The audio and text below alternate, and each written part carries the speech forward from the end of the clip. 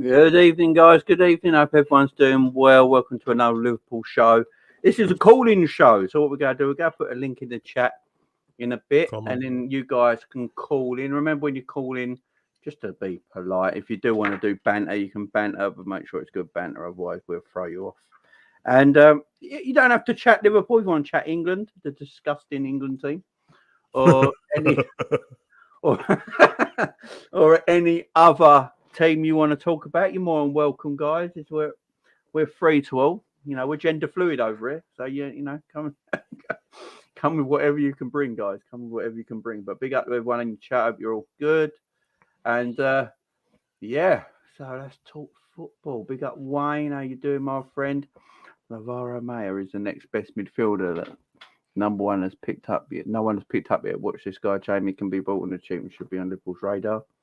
Who's he play for, Wayne? You heard of him, Savage? Yeah, I can't remember what team he's. He's playing in the German league or something. I don't think is it the German league? I've never heard of him. Sure. Big up Psychedelic. How you doing? Big up Henry. Panov in the house. He's the next Modric, apparently. Wayne, 20 million will buy him. Wayne's in the know. Big up, my friends. Big up, guys. Big up, Storm. Fresh trim, yeah. Fresh as about 3 hours ago. Plays for Rennes is the thing you want, isn't it? That means I know which one they're talking about. It's Croatian as well. I think that's where the next Modric thing comes from. Big up Edward. Big up Mr. Conway as always. Big up Ravi. Yeah, Rennes says Rennes. Yeah, it's good age as well. Like if you brought him now, he's like 24, 25, I think. So it's a good age. That's our age range. Mm-hmm. That's our age range, guys. So what are we going to chat about? So obviously we've just had the internationals finished with. Appalling, boring, terrible, waste of time. Players don't even care. Why we have them, I don't know. Club football is back this weekend. We've got some banging games this weekend, massive games. Obviously, Liverpool got Brighton. Going to be a good game, 3:00 kickoff. You got the North London derby, the Manchester derby. Some massive games this weekend. So we're going to talk about it all. We've got the month of October, obviously, coming up. 9 games in 1 month. I think Savage and Cav have been talking about that as well on his show a minute ago as well. So yes, madness, man. About it a little bit here as well. And yeah, lots of things to talk about. Big up Ricky. Big up Sabiri. How you doing, Sabiri? Let's talk about contract or coaches on the coaching team. Now, Sabiri, I watched you on Grizzly's called-in show the other day. Stirred the pot a little bit, Sabiri. Stirred the pot. Did anyone else see it? I did. It was a good conversation, a good bit of. I actually thought it was very entertaining between himself and Grizz and the other guests on there. And they were trying to call him a Klopp hater and that, man. I'll give it to Sabiri. He held his own. The man held his own and came with his opinions, and his opinions were good opinions. I enjoyed it. I shared it on Twitter and said everyone's got to go and watch this. It's a good bit of TV we were watching. Yeah, that's all it is, man. If it is an opinion, it's it's an opinion, and it shouldn't be nothing wrong with that. To be fair, big up Sabiri and big up the Grizz as well, because it's his show. He let Sabiri talk. Gave him plenty of time as well to hear what he wanted to say. So, good conversations it was. Savage on wrestling is cold. Yeah, wrestling's got good all of a sudden. Amazing that. So, England. Let's start with England. Savage, I'll go you first. Why are England shit? All right, I'm going to answer it objectively, and I'm not going to go over the top about stuff, but I think Southgate, he deserves his flowers for what he's done, but the time is up, man. And this ain't because I hate Southgate. This is because it's how it's always been with England managers. You get your chance. He's had his tournaments. He was the first coach to get us into the World Cup final. I mean, the Euro final since whenever. You know what I mean? Ever or whatever bullshit. Yes, there's context to the matches that we played to get to them finals, but that's kind of not fair to throw it in because it's not his. He don't pick the draw in it. But his style of football and the way he selects his players and stuff like that. Yes, he has the right to because he's the England manager, but I just don't agree with it. And he's kind of changing the rules, not the rules, but the way everyone else done it. Because before, everyone would have just said, on form, this is the team I'm picking. Then he came out in the press conference yesterday and said he doesn't understand. He's trying to look after Maguire and Shaw and saying that I don't understand. I don't care if they're not playing for their club. They've been great for England. They're our best players, so I'm going to play them. Okay. If that's the case and all the stuff that he said then Trent should have been in the squad, innit? I don't think Trent should have started because he hasn't had a good season. But if you're saying that it doesn't matter what they're doing for club, you're just picking the best players, then Trent should be in the squad. And I'm not even saying that because I'm a Liverpool fan. So he doesn't like a certain style of playing. He doesn't have Chancellor in the squad. He doesn't want to play Grealish. He don't want to play Mount. And I'm just saying that all these players have something different to offer. Why is Tomori not in for Maguire? No one can tell me. So he's got issues, man. And he likes what he likes. And if that's what he likes, fair enough, bro. But listen, I don't know how somebody can get relegated and then carry on. Now, there is a point where it's like, would you get rid of a manager this close to a World Cup? I get it. Fair enough. But at the same time, he's been relegated from some new ass. The Nations League's only been there for 2 or 3 seasons. Been relegated. And then we're celebrating goals against Germany when we're already been relegated. It's pathetic, bro. Would you, if I've never seen Norwich celebrate goals like that when they got relegated. No. But we celebrated it because it's the flipping Germans, bro. It's ain't 1942. Churchill ain't walking around. We don't have a problem with them. So stop pretending. Germany don't even see us as rivals either, if you ask the Germans. Nah, first of all, why would they? One, they're better than us. Yeah. 2, they didn't like the Nazis either. So I don't know why everyone speaks of them like it's the Germans. So get over it. It's just trying to make up this folk tale that we hate the Germans and all this. No, we don't, bro. Everyone loves German beer. Everyone loves Beer Fest. And everyone loves German women as well. And their cars. Just get over it, man. German cars are the best, bro. German cars are the best. Let's face it, their engineering's spotless. But yeah, this thing it's mad. I know a lot of things in the news has been about Trent. Obviously, even the non-Liverpool news, it's been about Trent.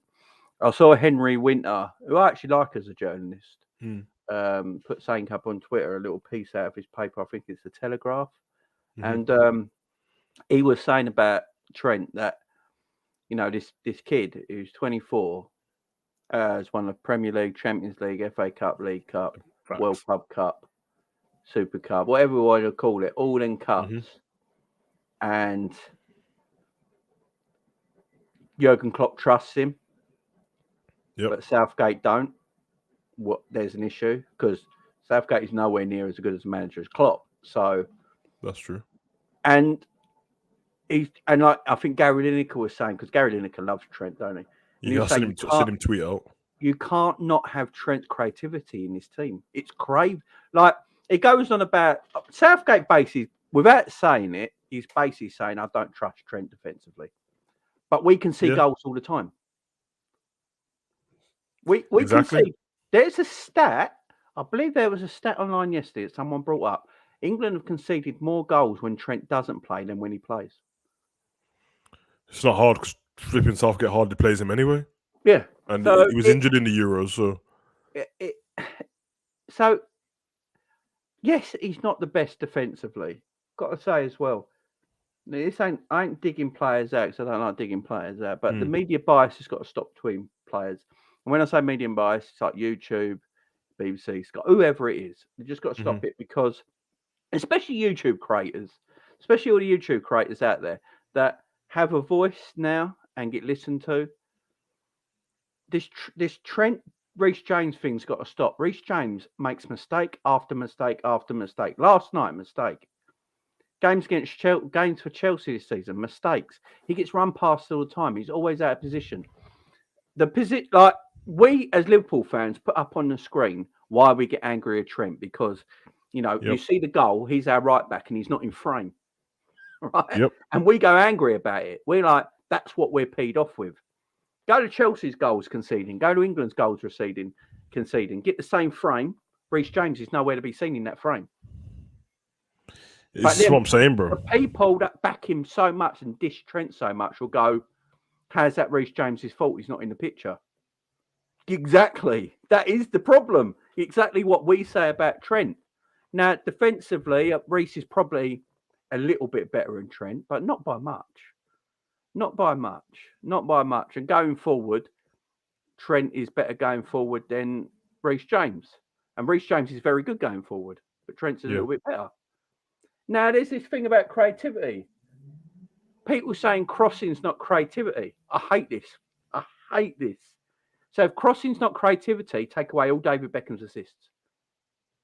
Take every single one away. And De Bruyne's fucked as well. Take every single one away. And take all Beckham's assists away. Beckham got called the creative king, for it because he's English, golden balls, all that. The England man. Crossing, it crosses beautifully. He's got a great crossing, free kick. Yeah, facts. Crosses from deep, crosses from the bar line. And Trent ain't far behind what he does. Trent's as close as I've seen anyone to Beckham, right, with the ball on his right foot. But everyone says it's not creativity. It's not creativity. It is creativity. Creativity ain't just getting the ball and putting the ball through the eye of a needle every single game. Because if that was creativity, then there's about 3 players on this planet who can do that. It's because it's Trent, though, isn't it? Yeah. I don't know what it is. It can't be just that he's a scouser. That just can't be that can't be. It is. That's just pathetic. It is, bro. That's pathetic. Yeah. I like Reece James. I think Reece. Why? I like Reece James. I think he's a good footballer. But I don't see in Reece James's game going forward and defending that's any much better than what Trent's is. I'm just fed up of like the fact that getting on my nerves. Like all together, like I never. If someone's digging out Trent, I never bring up Reece James. No. Because they got nothing to do with each other. And that's what happens from the other side as well. Like, if somebody says something about how Reece James play, it's like, oh, well, Trent for Liverpool. Why has he got to... they've got nothing to do with each other. It's kind of ridiculous. It's actually like lazy, whatever they're doing, analysts or whatever you're doing, it's lazy to say that. It's the laziest... It's like, watch if Nunes goes and scores on the weekend and Haaland doesn't score, what somebody say, Haaland didn't score this weekend. Bro, they're not synonymous with each other. They have nothing to do with each other. Trent and Reece don't even play the same. It's just that they're in the same position. They don't play the same. When people are saying like, if Reece had a bad game for England, I don't need people to say this is why Trent should have played. Is that out of form? I just think he should have been in the squad. Don't think he should have played, to be honest. No, I don't get it. Carl Walker, it's all a bit over the top. Either. I don't. It's obvious that he ain't going to play Trent at the World Cup because I do think that team he picked last night because the way it's not long now till the World Cup. We're in October on the weekend. Yeah, and then I think does the Premier League stop at the 12th of November? The Premier League stops. Yep. So we ain't long to the World Cup. There's news today. This was what irritates me about it. Southgate keeps going. He basically don't trust Trent as a right back, because of his defending. But he picks Harry Maguire every game. The worst centre back in England. But he picks him every game. Did you see Maguire's mistakes yesterday? They're disgustingly bad. And then Harry Kane tried. Harry Kane. So can someone take... Harry Kane is the worst captain in international football. He has got no leadership skills, no motivational skills. He doesn't rally a team. He doesn't do anything. I looked at his goals as well, right? I looked at his international goal record, right? He's going to break Rooney's record, obviously. Of course he is. Seen all the teams he scored against. Bum teams. To be fair, Rooney's record shit as well. And Rooney's is shit as well. Bum teams. That's why I never go about international records. That's why I never look at people and go, what's their international goal score? I don't care. Because Robbie Keane's is better than a lot of them. But is Robbie Keane a better striker than Harry Kane? No. But he's got a better international goal scoring record. That's why I never go on this sort of stuff. It does my head in. But get the captaincy off Harry Kane. He's boring. He does nothing to lead this team anywhere. Yeah, we know what's going on there, man. Sterling should have been England captain about 4 years ago, bro. I don't understand what's going on. Why can't Sterling be captain? We know why he can't be captain. Why ain't Sterling captain? What's wrong with Sterling? I would rather be led by Sterling. You think the media hate Trent, bro? They hate Sterling, bro. Well, we know why. Let's face it. If Sterling We know was why. white, if Sterling What's was understood white, don't need to be said. We know why, bro. yeah, if he But was it's white, the man would get every praise under the sun. weird wouldn't as hell, man. he? It's just it. Skeezer dragged us through the whole Euros and that, bro, and he's still not captain. And Tottenham don't even want Kane as captain, bro. They got Sterling got all the goals. The assist was our best player, and who got on the front pages and back pages? Harry Kane. Yeah, you know, man. It's mad stuff. It's a disgrace. It's And this absolute madness, team, bro. this England team, are built around bum foot. Why is Luke Shaw still playing for England? I don't get it. You know, I saw his tits moving up and down as he's running up the line. What is going on? We've built an England team. We have got some tremendous young attacking footballers in this team. You got Jude Bellingham. You got Sancho, Harry Kane. He's a crap leader, but he's a very good footballer. You know, you got Sterling. You know, you got some talent. You got Foden. You know, Declan Rice is a talented midfielder. We got some serious talent. If they were let off the leash and the team was built around them, we would go places. But the team is built around Harry Maguire, Pickford, Luke Shaw, and Reece James, and Kyle Walker if he's fit. This is the Maguire, team. man, he's got them Southgate nudes on it. It tries. I don't understand it. I don't get it. I can't understand how you can leave a player. I saw it's one of the ex-German players. I can't remember what one it is now. But he can't believe Trent ain't in the team. He's basically saying, how can you have that creativity, but he's not in your 11? You find room for him. You play him somewhere where you can expose his talent. You don't, because in international football, you don't have to sort of play in the position you do for your club, do you? It's a bit different. They try and get the best players available and make an 11 out of it and get the best out of everyone's talent. You know, and get the man's. Has Trent not in this 11? I think the last game that Trent played for England, I think Southgate played him in midfield, I think. It's just find some. If you go play three at the back, if we play three at the back against Iran in the first game, I'll probably throw myself out. I don't know if I'm tripping you, but I swear Trent ain't even played that many games for England anyway. He ain't never gonna play under. I don't recall seeing Trent in many England games. And when I have, he's been on the pitch for a little bit, man, or half a game. Cav, how you doing, Cav? You all right, mate? Yeah, cheers for taking me off pause, Jamie. I was saying, just being a mime for about 5 minutes. I was thinking, yo, pre-trim Jamie would have just introduced me like that. Now we've got to wait. I was just in my Southgate hating mode. I know you were in your flow. I didn't want to intervene. So on that. what are you saying in Cav? This England? Yeah, I'm doing well, first and foremost.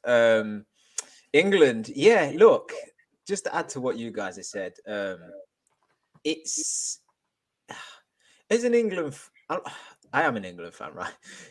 As an England fan, as an England I am English. Do I support England? Yeah, I guess I do. I'm not going to be a hypocrite, yo. In a couple of months' time, I'm going to be in that beer garden, you know, throwing beer around like everyone else in the score. So I ain't gonna be a hypocrite. I do support England, right? When I say support, I watch England and I want them to win. I don't do a lot of supporting and such, but you're right. We've got so many talents. And look, I don't like listening to people on like Talk Sport or like, you know your dads that are like 60 and they're like, yeah, we've always had generational teams. Nah, this England squad has ballers. You know, they always say that one. Yeah, but you know, we had Lampard, Gerrard, Scholes, and all this. Yeah, I know all of that. I remember that team. But this squad actually has ballers in it, like Foden, Bellingham, Trent, like Reece James. It's mad the quality they have. They just got dead ass tactics. They got Southgate playing frigging like defensive football when the only thing England ain't good at is defending. Like the only area of their team that's crap is defenders, and we insist on playing defensive football. Like the best part of our team is the creative players that we have, and we don't play any type of like positive attacking football. It's just mad. Like I would rather go into this World Cup thinking, fuck it, we've got crap centre backs, right? But I tell you what, we have absolute quality. We're going to play Trent right back, we're going to play Foden, we're going to play friggin' Sancho, all of them, right? Just play them all and Mm. just go mental. I don't want this pragmatic, free at the back, feel our way into games, get good results. It's a knockout tournament. So if you stay in the game for 90 minutes, nick a goal, go to pens. I don't want that. This is a young team. A lot of them were played through like the unders together. Just go out and attack the tournament. Like we've got no chance of winning it anyway, but just give us something like a bit of excitement towards it. I know we reached the final last time out, but I mean, like Savage said, that's gone. Southgate peaked at that point. We've got no hope winning this tournament, so just give us some excitement. Did you see the run though in that run in that? It was just, crap. Who do we play? Panama, Tunisia. No, Panama was the World Cup, innit? Yeah, World Cup. We had the easy run till we met Croatia, who actually showed us how to play. We had Panama, Sweden, some of them Colombia. teams. Euros. We had Scotland, Germany, Wales, Denmark, Wales. I told you about the Denmark game as well, bro. Sterling fell over, they got a penalty, and then somebody shone a light in a laser in Finger's eyes, bro, and we won the game. It's just shocking, ain't it? But this is the squad he picked for this weekend, right? Last weekend or whatever it was. Fuck, I can't remember. Dean Henderson, Nick Pope, Bernard Ramsdale. Right? Out of all them, Nick Pope's the far better goalkeeper, but Ramsdale's better with his feet. Listen to the list of defenders he picked: Trent, Chilwell, Cody, Dyer, Shaw, Maguire, James, Mark Guay, Stones, Tomori, Trippier, Walker. All right. That's how many defenders he took. This is how many midfielders he took: Bellingham, Henderson, Mount, Rice, and Ward-Prowse. That was it. It only sounds longer because Ward-Prowse has got a double-barreled name. Yeah, that's one player, you know. And then the forwards: Tammy Abraham, Jarrod Bowen, Phil Foden, Jack Grealish, Ivan Toney, Sterling, Saka, and Kane. What, bro? What the team? I can't even because I didn't watch the game last night. I watched the highlights today though, and they were just absolutely awful. It was good for 20 minutes. That's it. Yeah, we got to play back four. We can't play this back three. The back three. We're playing a back three so Maguire can play. That is the only reason we're playing a back three. The back three is there so he can play Harry Maguire because he knows Harry Maguire ain't good enough to be enough two. That is why when everyone goes on about, Maguire's form for England is really, really good. And it's like, yeah, because he's protected so badly by two other centre-backs and Declan Rice in front of him. You know, that's why he looks all right. The game, he wants Maguire so badly in this England team that he made a back three for it.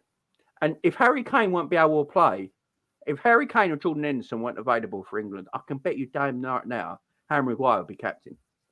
Do you know what it's like, Jamie? You know when you play football as a kid and the manager's son was always played and made captain and he was crap? That's Southgate, Maguire. I'm telling you, little prick. that is the scenario. It's like Maguire is Southgate's son and he has to play him because you don't want to upset him. Like he knows he's getting tantrums on the way home if you don't play. He shot himself in the foot, Southgate, bro. I'll tell you that, bro. If you're saying that he's not, me and you spoke about it just, but if you're saying he's not picking people based on form, then why the hell was Rashford and Sancho not in the squad, bro? Maddison. Let's not act like Rashford shit for England, bro. He ain't shit for Man U, but he ain't shit for England, bro. So I don't. It doesn't make any sense. Yeah, you're taking Grealish. Never wants to start him, even though every time he plays, he's one of the most exciting players. 100%. You've just put Tony in the squad just to piss him off because you took him and not taking him. Like it's weird, fucking weird. Did Ivan Toney get any minutes? No, he wasn't even on the bench, bro. How did this man get no minutes? Apart from Harry Kane, he's the best English striker in the Premier League. And no Tomori. Which makes sense. It makes no sense. Right, Ivan, I'm calling you up. I'm calling you up because I need you in the squad. And then guess what? You come here and you're not playing. If we had Maddison attacking mid in that squad, I'm telling you, Maddison will kill it for England. I already know, bro. He's just that kind of player, isn't he? What's that? What's he got to do, though? Why is nothing, bro? Why is Maddison the most creative midfielder? He's England's most creative midfielder. Why is he not in the England team? If I'm Maddison, Ward-Prowse, all these guys, bro. I'm going to speak to my mom and I'm saying, Mom, is Nan from Ireland or Scotland? Because I'm leaving this England squad, bro. ASAP. Oh, Ward-Prowse ain't playing for this squad, bro. Ward-Prowse ain't getting on the pitch for England, bro. It's not happening, bro. I think I do like Declan Rice and Bellingham. He's probably going to be the two. And yeah, he's still overrated though, Declan Rice, bro. I have to say, man. I don't know if anyone wants to come for me on that, bro. But he does, when he does average stuff, everyone gasses it up, and I'm like, bro. Oh, he keeps the ball. Do you know what Declan Rice is? I'm going to tell you what Declan Rice is now. Declan Rice is a 24-year-old Jordan Henderson. No. Declan Rice is really good at losing the ball and then making a world-class tackle 2 yards away again. Yeah, bro. I watched him run down the line yesterday on the left side. He ran all the way to the box, done nothing, turned back, got tackled. As that's a great run by Declan Rice there. Sterling should have been covering him. What?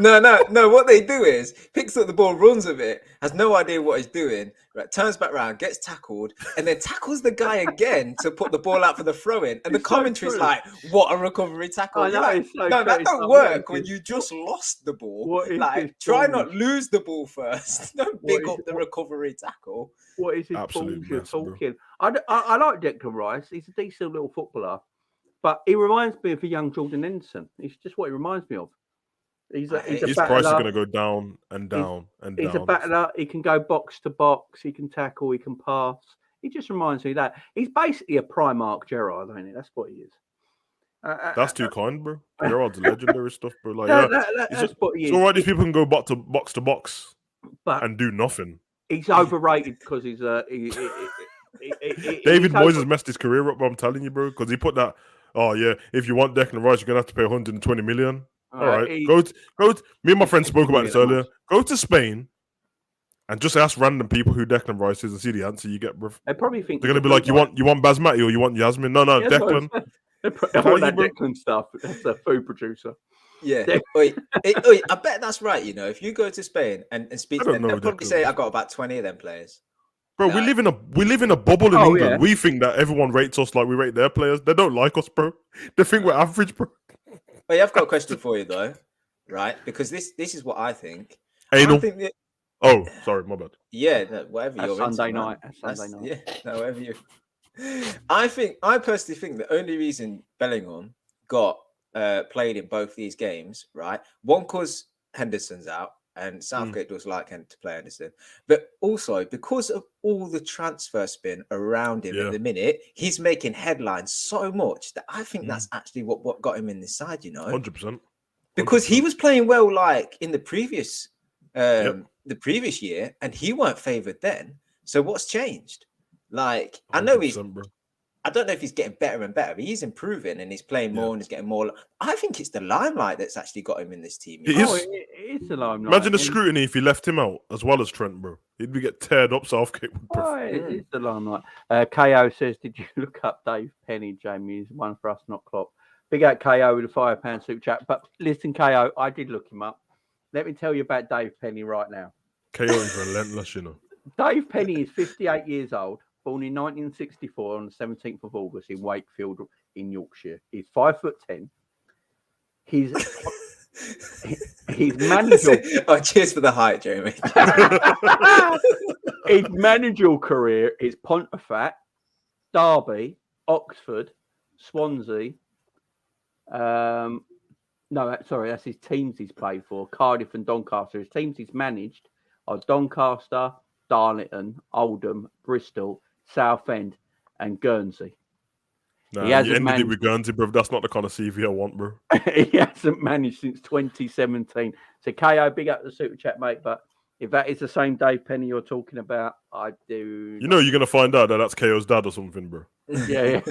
He's trying to probably KO. He's probably KO. Could be, man. If that is Dave Penny, that would make me laugh. Oh yeah, I tell you what, that CV right there, he's got more chance of getting the England job than the Liverpool job. All you got to do is not pick Trent and just pick average players, and you're in. But it like the World Cup is not far away. And what made me laugh? Did you see the breaking Sky Sports News to talk today? So Maguire picked up an injury in this game, and he might not be fit enough to play to start the World Cup against Iran. Because they're looking at it like He's maybe not playing for Man United again for the rest of till the World Cup now. And with this injury, it might keep him out now till we play the World Cup. What is Southgate go to do? This was on Sky Sports News today. What is Southgate go to do without his trusted centre back? Pick 27 other centre backs in the Premier League that are far better. What are we talking about here? This is what I'm on about. This is the media biased against a player who's dirt average, who's got nothing to offer anybody.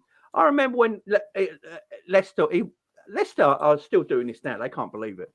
You know, I remember when he went to Man United for 80 mil, and everyone was saying, "Oh, what's Maguire's qualities?" They went to all the pundits in Sky and BT. What's Harry Maguire's pundit? Oh, this is a great bit of business by Man United. Great bit of business. There's no better player in the Premier League at bringing the ball out. Do you remember this? There's no better player. There's no better footballing defender in the Premier League than Harry Maguire. I have never once seen him do anything like I said. I've never seen him bring the ball out. Harry Maguire's best. He brought the ball out yesterday and got tackled. Lost the ball. Yeah. No. I will say this. His best attribute is headering the ball, bro. Yeah. But at Leicester, he did bring the ball out. Yeah, but it wasn't great. They make it sound like he went on Maradona runs. Yeah, Matip levels. No, Matip's different. Yeah, Matip's the best in Europe. Maguire's pretty good in the air, bro. He's good at winning headers in like aerial duels and then in the box, and that he can score goals with his head as well. That's not even me dissing him, bro. If my head was this big, I would hope I'm good in the air. This is what I said to Cav earlier, man. I'm not even gonna go in on Maguire anymore because he's not. He doesn't pick himself in these squads, bro. These idiots do on it, so that's their problem. Like everyone came for Paul Merson back in the day when he said about Maguire. There was all like it's a bit rude, and now everyone's saying the same thing. I don't know, man. I don't know what Tomori's got to do. Tomori went to Roma, went on a. Chelsea, I think, will probably regret selling him now because he's doing it at Roma. Mourinho loves him. He's doing bits over there, and he can't get an England team over Harry Maguire. How demoralising as that as a player. I can't get in this England team because Harry Maguire is in front of me. How demoralising must that be? Why do you think so many people chose not to play for England, bro? So why Zaha and all them people chose not to play for England anymore? Because they weren't going to get played, bro. It's just but let's talk about one positive in England. And that's Jude Bellingham. Now, what a player, man! This kid's ridiculous. Yeah, he's absolutely ridiculous. And when Southgate did decide to let him off the leash, you saw what he could do. Oh my God, fantastic footballer! I think he got man of the match as well. He's bro. I've been saying this is a bro. He's so mature. Yeah, he's so mature as a footballer. I love how that was your go-to. He is such a nice guy. Like, he's lovely lad. He seems like a lovely bloke. Okay, yeah, you're right though. You're right. Yeah. Does anybody have the same feeling? I know Jamie said he watched the highlights and that, but I don't know if anyone in the chat had this feeling as well while he was watching the game yesterday. I felt like all eyes were on Bellingham. He doesn't even play. He doesn't even play for Liverpool, yeah. But there was the parts at the end of the game where we had 2 shots from outside the box. What were there was shit. He fell over and that. And in my head, I was like, Liverpool Twitter's about to go. He's not worth it. He's not worth it. Oh my! I literally was thinking that the whole time, bro. And then he put in a tackle, and I was like, yes, Jude. He didn't even fucking play for us, bro. But I just didn't want everyone starting him, man. Fucking hell. I'm ridiculous with it because I'm watching him do well, and then I'm like, don't do too well though, because I don't want other people coming. Like no one else knows about Bellingham. I'm going. Cam, he's running in the midfield. Cam tweeted the other day. This Bellingham kid's a player. I just tweeted back what Cav said.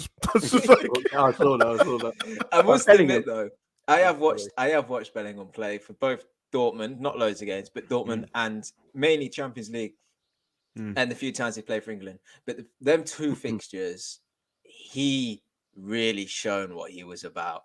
Like energy, tackles, picking out a pass, taking ownership of the running the midfield. Like, you are right, he plays with such maturity. Like, at times I was seeing him press up the pitch and he was like swinging his arms back to the rest of the midfield, barking that they get up. Like, this is a guy that's how many caps has he got? No more than 5 or 6. Yeah, about Right. 6, 7. Yeah. If this anyone guy goes, was like, running things, I'm playing man. one to watch him. I know that it's a bit late now because he's not 16 anymore. You go and watch him at Bluesboro. He's a So I was born watching, leader, I was, isn't I was he? watching him close up week in, week out, bro. He was making you just come to Birmingham and speak to somebody about Jude Bellingham, bro, and see what the response. They've got a mural of him at Blues now. They retired his number as well, didn't they? Yeah, they retired his number at 16 years old, bro. I mean, I can't lie. I was trolling my friends about that. Like, come on, bro. That is a bit over the top. But OTT, But, ain't it? Yeah. but they were broken. They were broken when he left. They all accepted it. Like, no one hated him for it, but they were broken, bro. But his brother's a baller as well. Trust me. Right. His brother is a baller. I'm going to get to that because I've been watching bits of Joe, but I can get hold of in a way. And baller. Yeah, I'm going to get to that. No, Bellingham is a talent, and he's a superb footballer. Look, I'm going to say this right now. Man City fans don't come at me, but he's better than Phil Foden. Right, I've said it. Right, I think he's different style of player, though, isn't it? But yeah, but he's technically a better footballer than Phil Foden. Phil, what do you know? What I've noticed about Phil Foden? Right, I'm going to say this right now because a lot of people come at Liverpool players because of a system, right? Trent's only good in Liverpool system. Salah only good in Liverpool system, right? It's Foden only good in Man City system. Do you know what, Jamie? I'm glad you asked that because I actually watched England play last night, and that popped into my head. You know, I was surprised at how bad Foden was. He's awful. And I was thinking a bit like, yeah, I was thinking the same. I was thinking he's part of this. Like, I think he's fantastic. I'm not like knocking his talent, but I was thinking, watching him last night, thinking, is he just like a product of this, byproduct of Man City's success? Well, he's playing next to De Bruyne and Gundogan and Bernardo Silva. He's got to look exceptional with the talent he has. We're not on about a dead footballer here. He's a very good footballer. But when you've got the talent he has and you're playing alongside De Bruyne, Gundogan, Bernardo Silva, Sterling, these sort of players at the time, you're going to look even better. But why I'm saying I think he's a little overrated and he might be a City system player is because I look at Jude Bellingham in a shit England team with no system, he's a cut above. Yeah, that was going to be my point, man. I think there is this thing where, like, I don't understand when people do all this system player thing. Of course, like, there's a system at whatever club, and it's club over country when it comes to systems and stuff because you play in there. But it's only against Liverpool, ever. You play in there so often. You know what I mean? 38 games a season minimum in the Prem. I mean, maximum in the Prem. And then you've got all the other tournaments and that. And obviously with Man City, before you got into the Man City squad, their youth team they're employed to play like the first team in it. Which is like Liverpool as well. That's why we can just switch people over and stuff like that. Yeah, so when he gets to England and you've got like you got Declan Rice being De Bruyne, it's like, all right, well, this ain't gonna work out for our one to do, is it? And then he starts being erratic because he wants the ball all the time. And he doesn't look as good because you've seen the difference. They put Mount on and he impacted the game straight away. Yeah. And he's not always dead on for Chelsea. Sometimes he is, sometimes he's not. But I think the system thing has to stop, man. The elite players, the best players in the world, are the ones that whatever, it doesn't matter what system you put them in, you can pretty much still showcase their talent. KDB. Some of them are KDB. For Belgium, they don't play like Man City. He still plays exactly the same.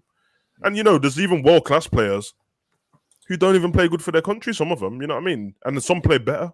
Like Lewandowski for Poland, he plays exactly the same as he does in club football.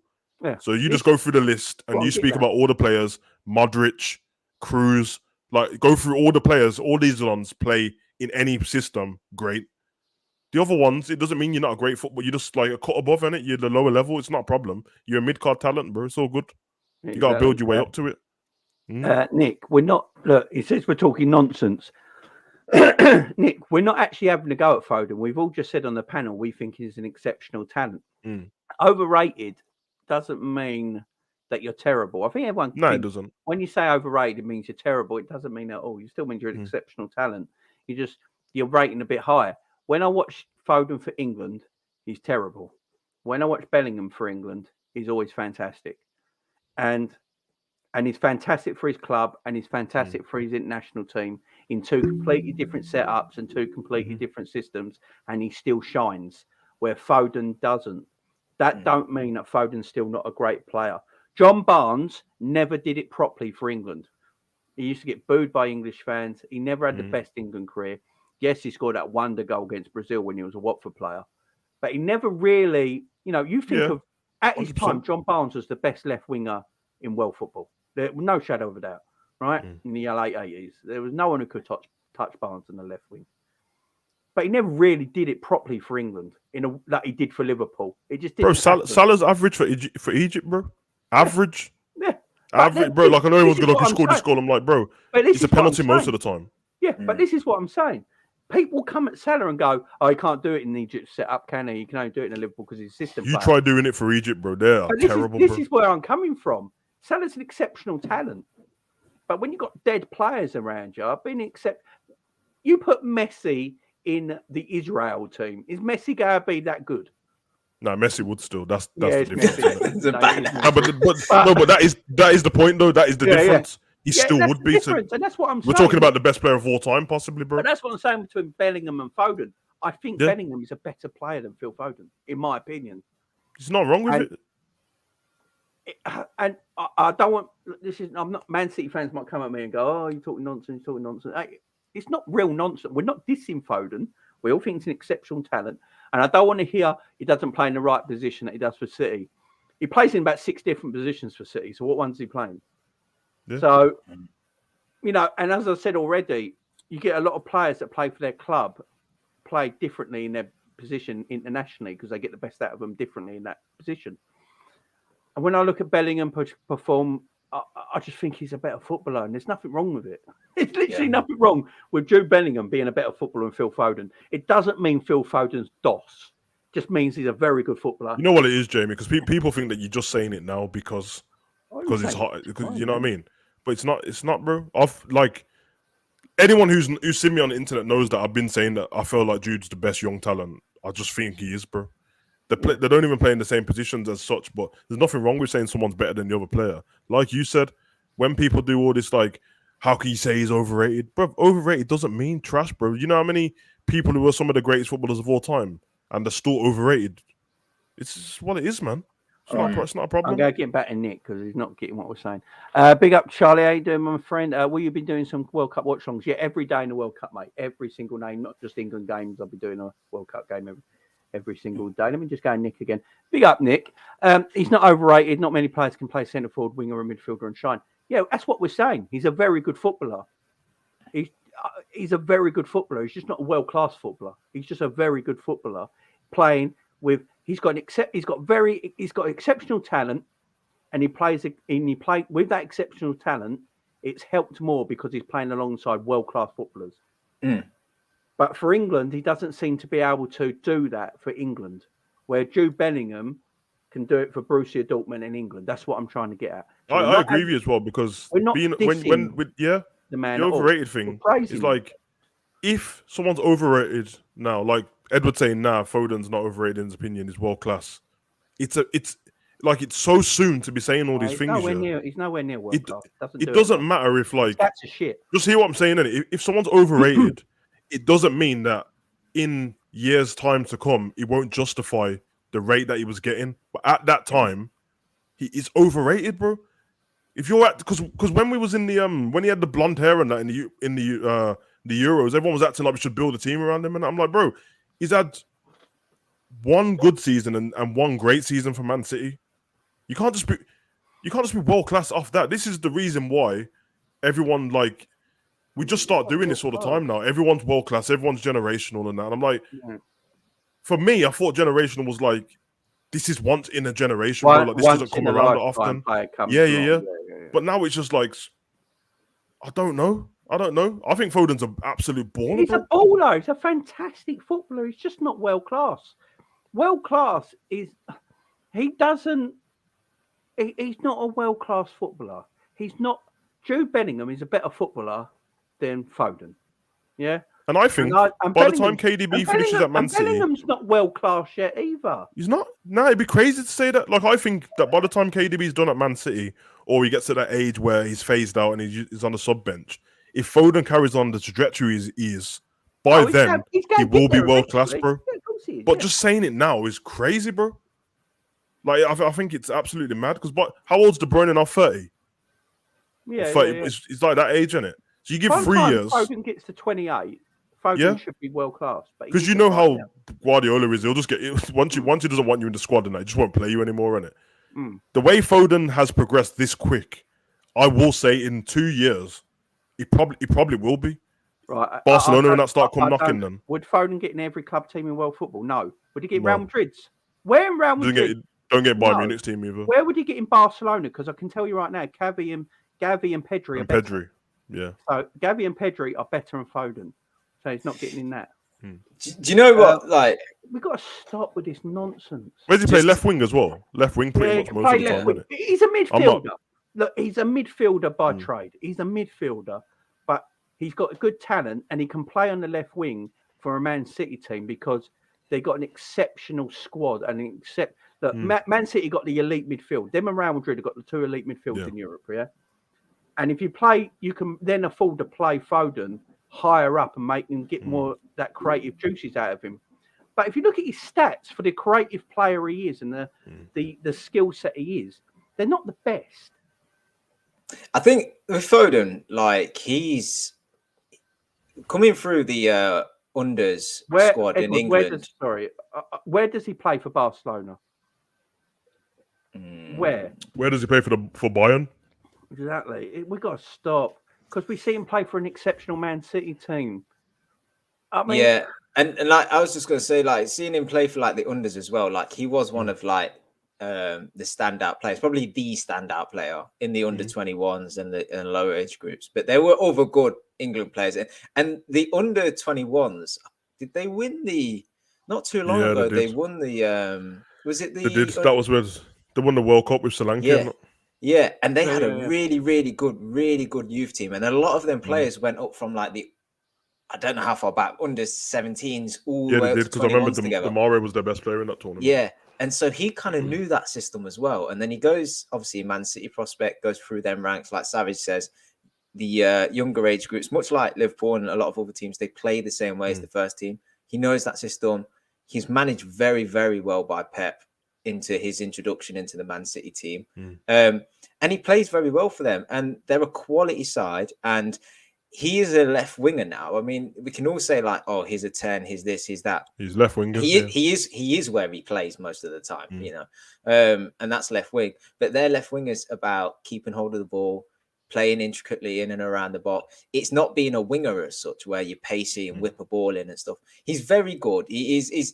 He will be world class. I don't think he's world class yet. I think he gets into 90% of the teams in the world.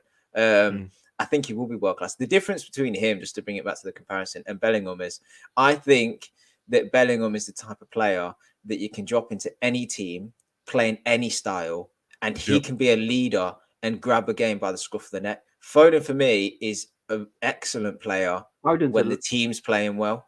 He's a follower. I think he can do. He's got moments of magic, and he will have moments where he'll dance by a few players. But assessing 90 minutes, I think that Bellingham's got. Look, let's just use England. I think Bellingham, regardless of how the game's going, who we're playing or whatever, has got more chance of grabbing the game by the scruff of the neck and controlling a game and a tempo and the pace and affecting those around him more than Foden will. Whereas Foden is probably going to get more goals, get more assists. And brilliant assists, don't get me wrong. Like he puts good balls in for Haaland, and we've seen it this season already. But like, I personally prefer a player like Jude because I know that I can rely on him regardless of the game, regardless of the time, climate, who we're playing, the tactics we're playing. I just know that he has this inner ability to grab a game by the scruff of the neck and just lead it, you know, and run the game. Whereas bro, Foden, I promise you, bro. I feel like everyone else around him needs to be good for him to be really good. You know, this is a good debate. Bro, this geezer was leading Birmingham at 16, bro. Big He's men. an exceptional footballer. I agree with Jamie, man. And obviously because of the different positions as well. Yeah. You're gonna get Bellingham doing the defensive work as well, and then pushing forward. You've done it yesterday, bro. Look, I just don't know where Foden plays for England. That's my there's nothing wrong. There's nothing wrong with that, bro. I mean, we had the Sven-Göran and Eriksson team where they didn't have to play Scholes on that, bro. So I've seen better players than Phil Foden can't perform or get into an England team that are footballers than Phil Foden. This is not us dissing Phil Foden. I just think Jude Bellingham at this moment in time is a better footballer because he's doing it for England and his club team in different systems and different players, where Foden looks like he's struggling when you take him out of the Man City fold. It's not a diss on him. John Barnes. He's not even the only one as well. Like Mount struggles as well. There's loads of them. There's loads of them. You could arguably say Stevie G weren't the same player he was for Liverpool than he was England. You know, no, he wasn't. None of them could be. Exactly. Him, so Lampard, Scholes. This is why we're not dissing him. We really rate Phil Foden. No one's having a go. No one's dissing him. But when I look at the best England possible 11 that you could pick if you're doing it properly, in the midfield, you've got to have a DM. So Rice is going to be your DM. Then you've got to have that box-to-box 8 who can do everything. That's Bellingham. And then when I look at, if you go and play Foden left wing, he ain't playing in front of Sterling. No, it's not happening, bro. So Sterling's your left winger and Saka's your right winger. And then Kane's your centre forward. Foden's an impact player for England. There's nothing wrong with it. It's just the way it is. Just give him time to breathe, innit? That's all everyone needs to do. I don't understand why there's this rush to call him world class, man. I mean, there's tournaments and stuff where I've seen where I'm like, he's gonna need maturing in this position. It's not a problem. You watch that Real Madrid game, Man City versus Real Madrid. Even Grealish in that game, I'm like, bro, there was mistakes where I'm like, you two could have finished this game off already. The game could be over. Have a bit of composure and stuff, and it's you're laughing. There's nothing wrong with it, bro. I've seen it, bro. In the Euros. And that's an England tournament. Someone told me that Foden was good in the Euros, bro. Because apart from the first game when he hit the post against Scotland, he didn't do anything. No, he didn't. And everyone's putting pressure on him, and he got blonde hair because he wanted to play like Gaza and that. Nah, just leave him. He will be dope. He's a dope footballer. Wait, the blonde hair thing was a bit mad, wasn't it? It was tragic, bro. He's like, oh yeah, just wanted to do it, bro. This geezer, I know everyone knows Foden's age, but this geezer wasn't watching Gaza, bro. Stop lying, man. Gaza's twice the player as well. And that's not the guy you want to follow anyway, bro. You know what I mean? Well, not tragic, bro. Football-wise, I mean, talent. He's making cup of teas for Real Motor and that, bro. I'm not having it, bro. I'm getting the KFC. Nick, my man. I've been saying this for months, man. Go back on all my videos for months and months and months. I've been bigging up Bellingham for months. It's not just that he's coming to Liverpool. Well, he ain't coming to Liverpool. He's going around. Yeah, Nick. But first video you see me on YouTube ever. I was talking about Bellingham. So. Go. We've been saying this for ages. And look, Nick, I know you're a City fan, but I like Foden. We're saying it here. We think Foden's an exceptional player. I just like the way Bellingham plays better than Foden, and I don't see where Foden fits in the system. But go back to my videos for months, and you'll see I've been saying that. Foden pisses over Sterling. No, this is madness, bro. Not for England. This is not for England, bro. Not even for City. Sterling should be. I told you, but Sterling should be the captain, bro. No, that's a hard one for City. That's a hard one for City. Sterling's only was the third player to get over 100 goals under the Pep era. Second highest goal scorer for them. Yes, exactly. Yeah. Let's be honest, man. If you play City, you find a way to get Foden and Sterling on the pitch, and you put Grealish on the bench, bro. That's what you should do for City. Yeah, you've got to get them all on. Gareth Southgate has got to find out how to get all these. That's the one who's underperforming. If you want to say that he's better than the manager, fair enough. He's got to get Foden on the pitch. As we're all saying in this panel right now, we all rate Phil Foden as exceptional talent. He needs to play. Trent, exceptional talent, needs to play. Reece James is a talent, just not exceptional, needs to play. You know, Bellingham, exceptional talent, needs to play. You've got to find a system and a formation to get these players in. Until we do that, this England team's going to fail and fail and fail. And this goes back forever. We won the World Cup in 66. Yeah, whatever. We got a bit lucky, that's face it. The ball went over the line. And, and we got a bit lucky, right? We won the World Cup. We've done fuck all since. Nothing. And it's the same time after time after time. There's a thing in this country where we have got to not play exceptional talent. We're the only nation in world football that decides not to expose their exceptional talent on a football field. We like average. As long as you run hard and put 100% commitment in, you're an England legend. That's it, man. Blood and guts, bro. That's the England way, bro. Fuck that shit. Oh, we got to play the English way. Bulldog spirit. Every time I hear it's coming home, yeah, It used to be 30 years of hurt, bro. This shit just keeps getting further and further, bro. Like now it's like 60 years of hurt, bro. I've had enough, bro. Has Bulldog Spirit ever won any other nation a World Cup or a Euros? Or have they just gone, apart from Greece, everyone has basically won because they have exceptional talent. To Spain, can you imagine Spain game, right? Xavi and Iniesta. Because if this is England, they had Xavi and Iniesta, one of them wouldn't play. One of them wouldn't play because they'd have to get someone else in who's not as good as them two to play alongside them. So one of them wouldn't play. So Xavi and Iniesta, if they were English, they'd be like, sorry, boys, we know you're the best midfield combination in world football, but this is England and I need that bulldog spirit. So one of you can't play. No, I can't take about England managers, bro. Like, they just pick a player and there's always one of them who just has to stay in the squad no matter what. Yeah. Rooney, Kane. I remember Rooney I love Rooney as a footballer. I think he's dope in it. But the last few years of his England career, he was terrible, bro. That's when he was getting all mad and that. Yeah, you got to be your own fans and that. He was getting mad at the camera. It's like, he was shit. Yeah, 2004 Rooney was world-class levels. That last Rooney was terrible and they wouldn't drop him. I'm like, just take him off and put Storage on and stop messing around, bro. And it's the same thing now. Take Kane off, bro. Especially the game yesterday. We've been relegated. It meant nothing. Take Kane off, put Ivan Toney on, and let's see what's happening. Yeah, why does Kane play every minute? We played San Marino. And Kane played 90 minutes just to get his goal stats up. Bro, I don't normally do this penalty thing because what's this bullshit about? Why ain't Ivan Toney playing 90 minutes against San Marino to get in some goals? What is all this Harry? We've had players who could play up front. Ivan Toney, Welbeck. I've seen all these players ball out for England and that, and just like, oh, we're going to play Harry Kane. I'm like, okay, I get it. Why? When there's a tournament and all this. But when we're playing against these Macedonia and San Marino and all these, bro, just play these strikers and let's see what they're about, man. Because they're never going to get a chance. And then when they do get a chance and you give them 10 minutes, it's like, he didn't perform, so he can't play for England. Okay, well, if you put Ivan Toney in the squad and we get a penalty, he can take penalties just as good as Harry Kane. What's the difference, bro? Man, do you know what? Like the thing with Harry Kane as well. Not getting this easily. Nick, sorry, Cab. Nick, we are talking about Phil Foden in higher standards. We just said he's an elite footballer and eventually he's going to be world class. We just think Bellingham is more suited better for the England role at the moment.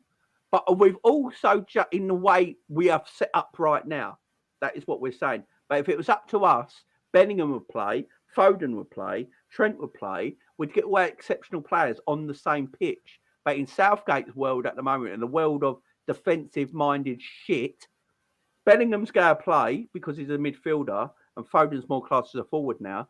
And Sterling is better at the left wing for England than Foden is. So Foden can't get in the team. But we're not saying Foden isn't great. The comment don't even make sense here because Bellingham's English. It's not like we're talking about someone else. Bellingham's English as well. Am I talking another language here? Look, and oh my God, we're going to do this, man. If Trent was Spanish, he'd be unbelievably talked about. Bro. It's just, they're exceptional talents that are being ruined by the media. The media overhype English players. We know this. That's why over the international clubs laugh at us. When we get to tournaments, the reason why they laugh at us is because they know the media overhype everything. And then they're like, oh, this is what you got to offer. Massive. You've seen it. You know when you'll know. You know when there's the pundits in the studio in the World Cup and the Euros, and they always have one who's not English. It's like Roy Keane, then they'll have like Klinsmann or someone like that, and Vieira, and they're all sitting back talking about winning tournaments, laughing, and they're like, yeah, because England, and then Roy Keane will be like, it's not good enough, Gary. I'm like, yeah, that's right. It's not good enough, bro. We're not good enough, bro. Just stop. Oh my God. All right, guys. The link is in the chat right now. If you want to come in and call in and talk to me, Cav and Savage, you can now. Nick, get your ass in here, man. We need to talk Foden, bro. Get your ass in here, Nick. We've had enough of this, bro. Tell us why we're wrong. We're happy to it. Guys, if you do come in and want to talk to us, make sure, like, if you don't want to have your face on the screen, I understand, but just let me see your face in the green room because I can see everyone underneath me before I put you on. So if I can just see your face, know you're a real person because you get some weirdos and creeps out there, let's face it. So, and then if you want to come on without your camera on, that is fine. I just need to see your face first.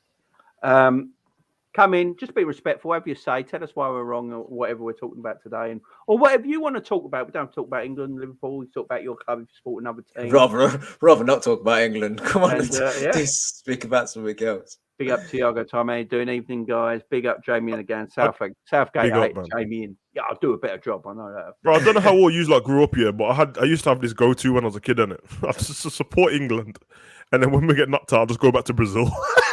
That's it. It's Brazil or England, ain't it? Bro, when we got knocked out against Brazil, 2002, I was a bit confused, bro, because I was like, yeah, this is kind of sad still. Bye. Put my Brazil top back on. And did you see it? Yeah, and we spoke about it a bit right at the beginning, my friend. Okay, no, man. So funny. All right, let's bring Sabiri in. Big up Sabiri. Hey, what's going on, guys? You recovered from your Grizz chat? Yeah, I went and did some soul searching, some great chat, mate. It was a great chat. Some healing, some meditation, and I think I found the middle ground in that conversation or that debate me and him was having. No, it was a good debate. Do you know what? Zabiri, I was walking the dog and listening in, right? And I was like, oh, Zabiri's on sad because I like it. I've said before, I like it when you speak football, right? And then you said about Klopp, and I was like, oh, I was like, oh no, Zabiri is my guy, and I'm not sure if I can. But then, right, and I was in my head, I was thinking, I can't wait to see Zabiri again because we can chat about this.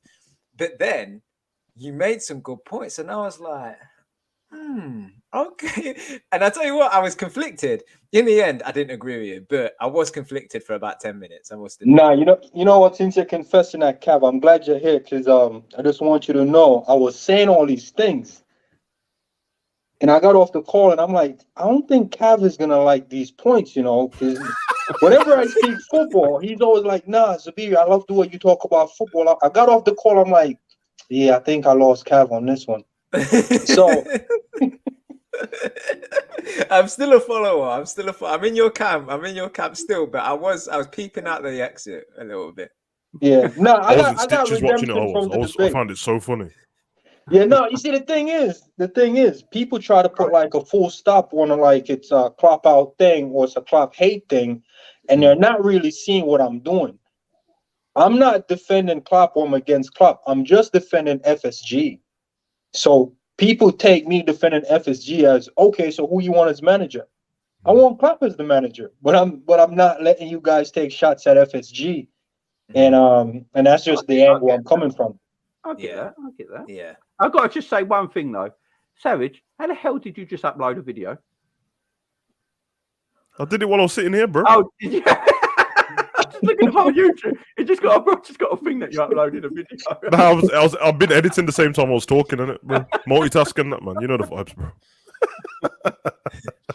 So Zabiri, my friend, how are you in a way?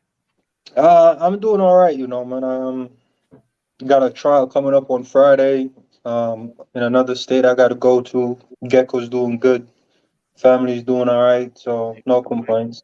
Good to hear. Big up, man. What is it? How's Zabiri's kitchen, man? Hey, Savage, allow me, man. You know I'm gonna ask you every time, bro. Yeah, I'm gonna have to just do something, man. But the thing is, like I said, I don't see. Like, I want to talk about so many different things, but I don't want to commit to just one thing. So I don't want it to be a kitchen thing, but you come in the kitchen and I'm taking shots at Klopp on a Tuesday. You know what I'm saying? So no, but Zabiri, that was my point to you, bro. That's the beauty of no one's doing that. No one's cooking and just having random conversations about stuff. And it's a lane, isn't it? Yeah, and the other big killer for me when I'm cooking, man, is usually like alcohol involved in music. But then with the copyrights, I can't be playing the music. Yeah, you can't do the music, yeah. So I'm not like, I don't want to come off like I'm into my feelings or the music like that. But without music, man, it's dry. If you ever go to a club, like one of those silent parties, and you didn't know it's a silent party, and you didn't bring no Bluetooth, and you just kind of left stranded, like what's going on? You can have some copyright-free songs though, without without the lyrics and that. So I've got a website, Zabiri. I can send you.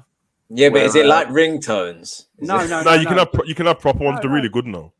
No, but see, then the thing is my music.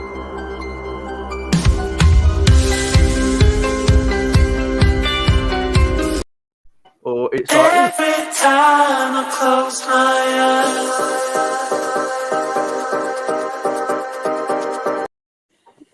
That website. No, man, I'm trying to hear some Vibes Cartel. I'm trying to hear some, you know what I'm saying? And they got everything on there, like, so it's. I'll Find send me a it. Vibes Cartel, man. I'll send it to you. But yeah, if you link your YouTube channel to it, they can't copyright you for anything. It's quite good. So that's the thing with the kitchen, though. But other than that, I'm gonna get it, man. It's just the timing. That's all. It's just the timing.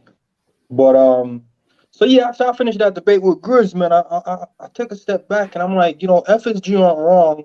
Klopp, you know, he needs to reinvent the thing. Nothing wrong with Klopp. But then I'm sitting there thinking, I'm like, yo, I think the culprits in Liverpool or the players' agents not doing a good enough job to get them the right contract they deserve, and the coaching, not the manager, the coaching staff. Because a lot of people are starting to point at these coaching videos, inside training and accent, all of that stuff.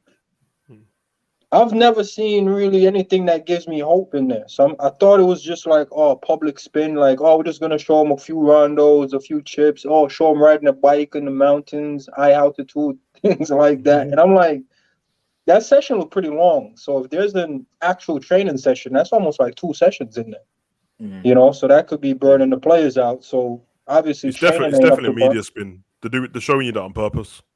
Yeah, no, I know that they're not gonna show all the tactics and all the. Yeah, Klopp will never show you anything, bro. But it's not like we're seeing any tactics either. So yeah, or they're working on stuff and not doing it in game, you know. So that's kind of something. The point you raise, Zabir, is exactly the point I raised earlier on in the season when we played a few games and we were playing bad. And I remember being on stream saying, I don't understand why everybody's blaming recruitment, because everyone was upset we didn't get a midfielder. We had midfield crisis, right? Everyone was blaming the fact that we hadn't signed enough players. And I was like, hold on a minute. Have you seen this starting 11 that we're still playing? This team should be capable of beating the opposition.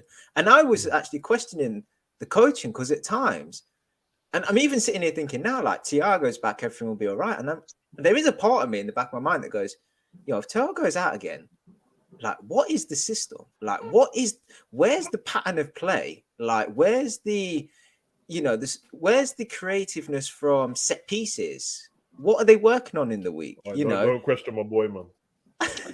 But I question the same things, because I'm seeing, like, and Man City is probably a bad example, but they take a corner. Sometimes they'll play it short. Sometimes they'll try to pick out someone at the back post. Sometimes they'll do a little 1-2 and then whip it in. We just seem to be rolling out a lot of the same kind. Sometimes we struggle to even do a throw-in.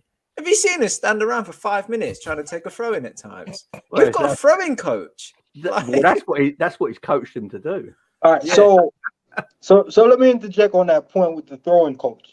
So we know, like, some people don't really have the right numbers for, like, players' salary and weekly pay and stuff. We need to get this coaching salary, because if the coaches are hitting, like, bonus and stuff like that, we need to be taking some of this bonus back.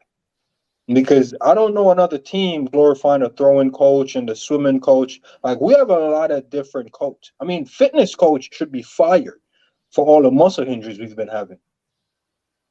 So I don't know what these coaches are doing, man. I think a few staff have been laid off. I know the doctor was a few weeks back. And a couple of the don't quote me on it, but I think a couple of physios went as well. I'd have to check that though.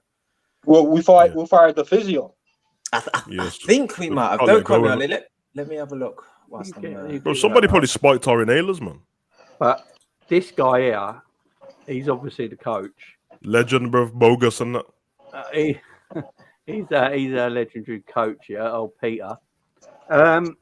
He's been coming in for a lot of criticism lately. Obviously, everyone looks at Pep Linders because Pep Linders is the face, but he's the assistant manager who's been with Klopp since time, right? And he's gone Mainz, Dortmund, Liverpool. He's always been with Klopp. He never left. He was there before Pep Linders. Pep Linders gets all the stick at the moment because he brought the book out. He's quite a big voice in the club. But he's the assistant manager as well. He's the coach as well, Peter here. And he's coming from stick at the moment as well. It's just a thing that just like you're only as good sometime as your coaching staff. You know, you can't be everything. Jurgen Klopp can't be everything. He can't be the coach, the manager, the tactician, the dietitian, the physio. He has to have a great team underneath him that gets him so far.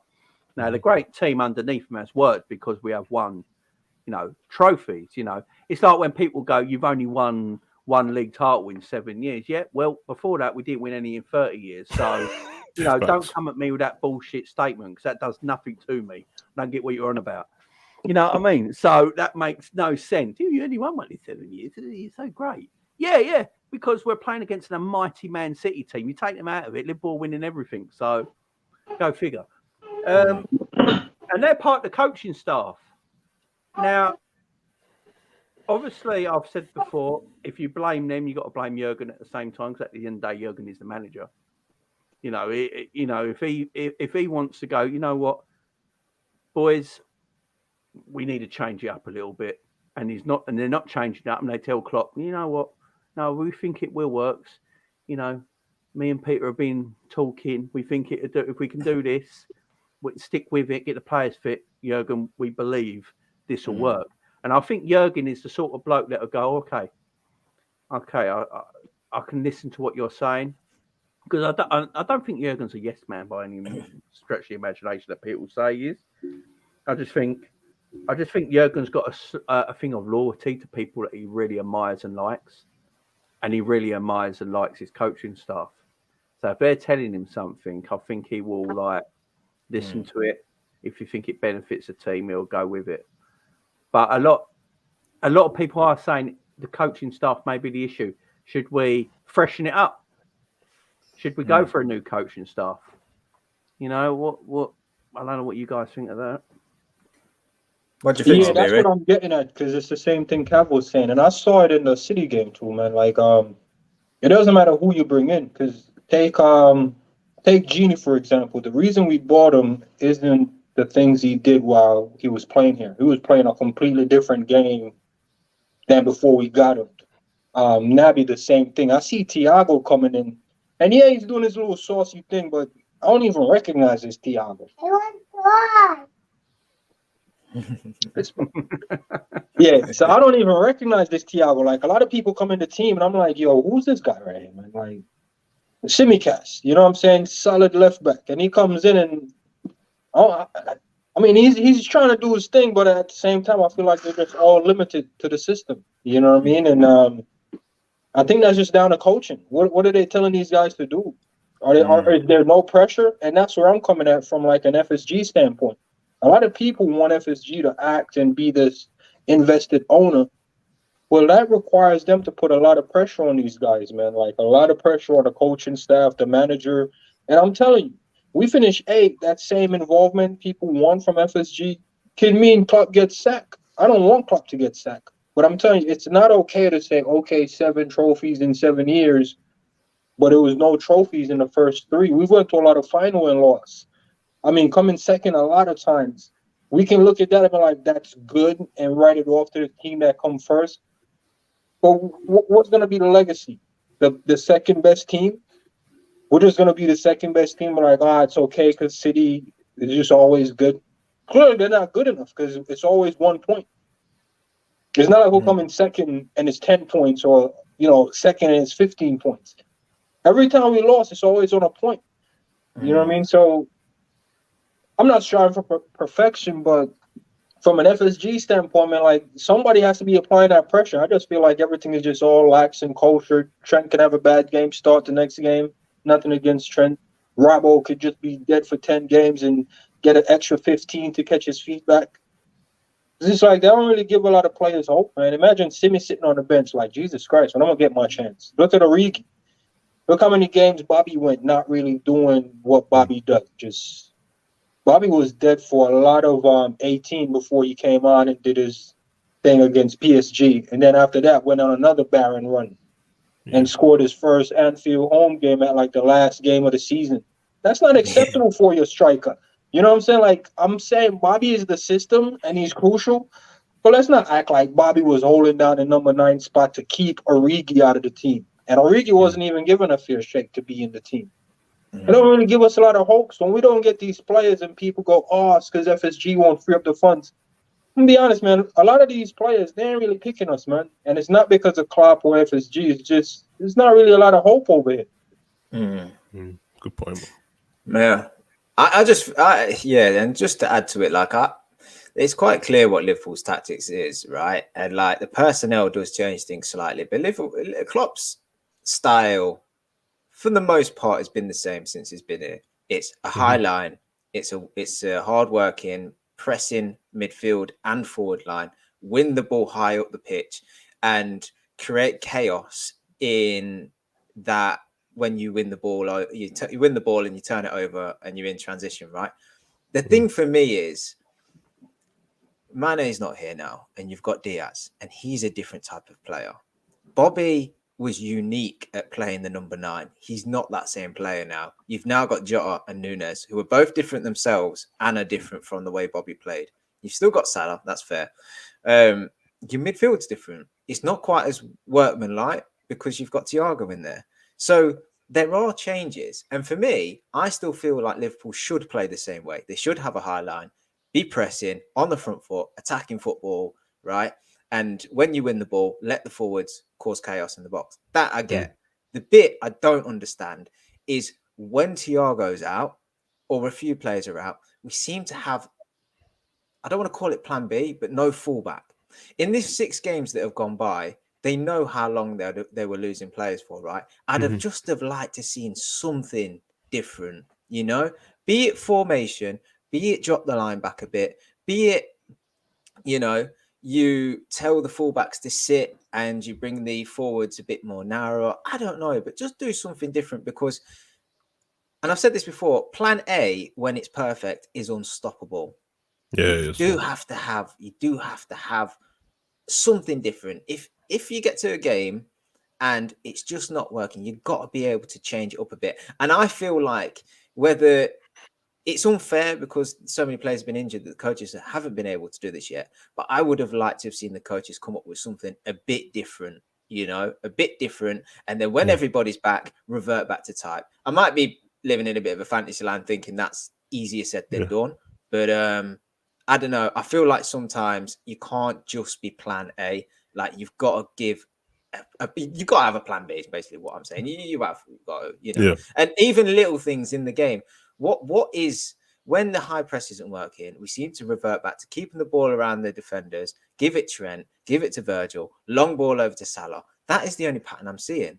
I'm not seeing patterns anywhere else. So does it all fall down if we get 2 or 3 injuries? It looks pretty like much.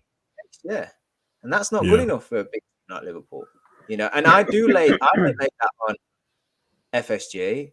I lay that on coaching. Like I understand competition for places and all of this and that. That's fine. But I look at this 25-man squad and I feel like there's so much quality in it that there's room for other options, and I just don't see it. Yeah, I'm saying I'd put it on Klopp though. To be fair, he's my guy, but I think all this coaching stuffing, man. No one ever does this, man. He manages the coaching stuff. It's that simple.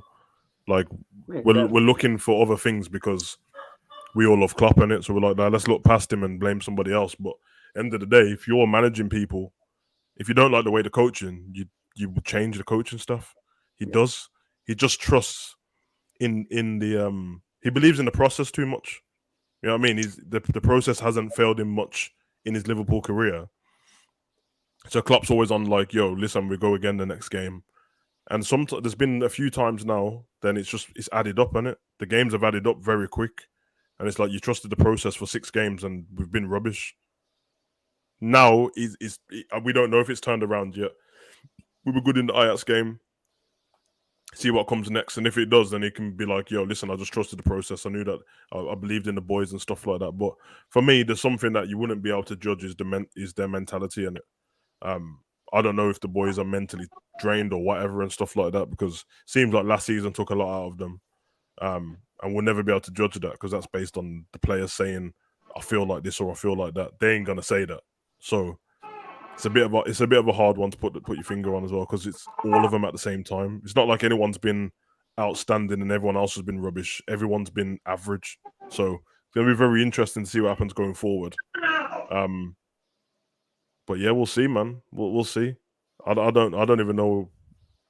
I don't know. I think the coaching staff thing is a bit of it's an unknown because we just don't know. Like we just don't know. They're never going to give us the full proper training session anyway. No, they're not coming out and saying anything because why would they? Nobody would do that. And the only person who's at the helm for us is the manager. And I swear, if you ask Klopp, he'd say the same thing. He'd put it all on himself as well. So that's what I have to do. And I trust him to get us out of it as well. But I think Cav's right. When you see stuff going wrong, when it's the same stuff, and us as people on YouTube are making videos, analyzing stuff with photographs, and you can see the gaps, that means he definitely sees it and he's definitely talking to them about it. The difference might be when he's finished talking to them about it, he's like, okay, I'll trust you in the next game to do this. Then they just let him down again. So I think Klopp, of course, and then I don't think everyone should keep letting the players off, to be honest. Clearly, they're good enough to do whatever because they nearly got 4 trophies last season. All of a sudden, this season, they're playing rubbish and everyone's Klopp and the coach and stuff and all this. Nah, bro, they get 50% of the blame themselves, bro. Because I've seen them do basic stuff that don't need coaching, where the mistakes have come from. That's the problem. If I saw something where it's just like, this is the system and this is the reason why this is happening, it's not, bro. People not running back for the ball, that's ridiculous. People stepping out of, you've got a line ready and then somebody steps out for no reason. It's not coaching because you know that you're a professional footballer and you can see your other players telling you. That's why you're seeing them screaming at each other on the pitch and stuff like that. They're not looking confused. Normally when it's a team thing, like when Arsenal were rubbish, they used to have this glazed look on their face like, yo, what's going on here? All of them.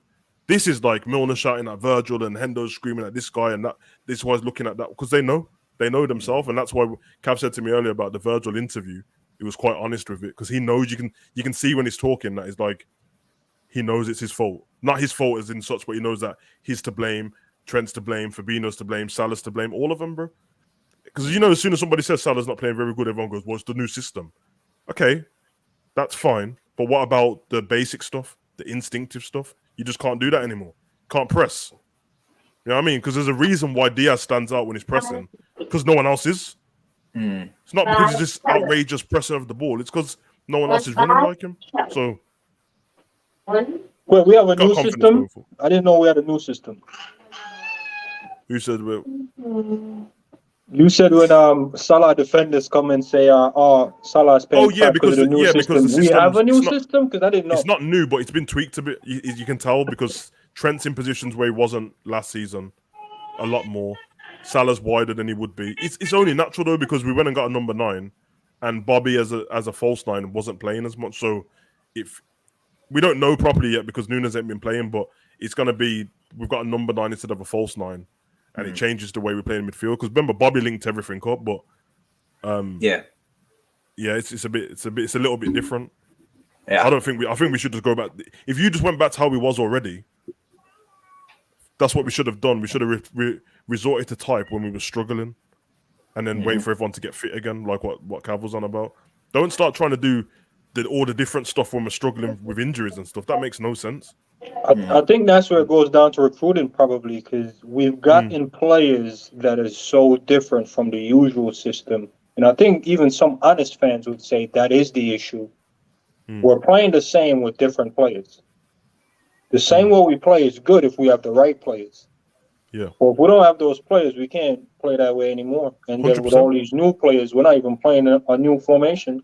Like, I'm not saying 3-4-3 is a better formation for us. I'm not saying 5-2-3 even.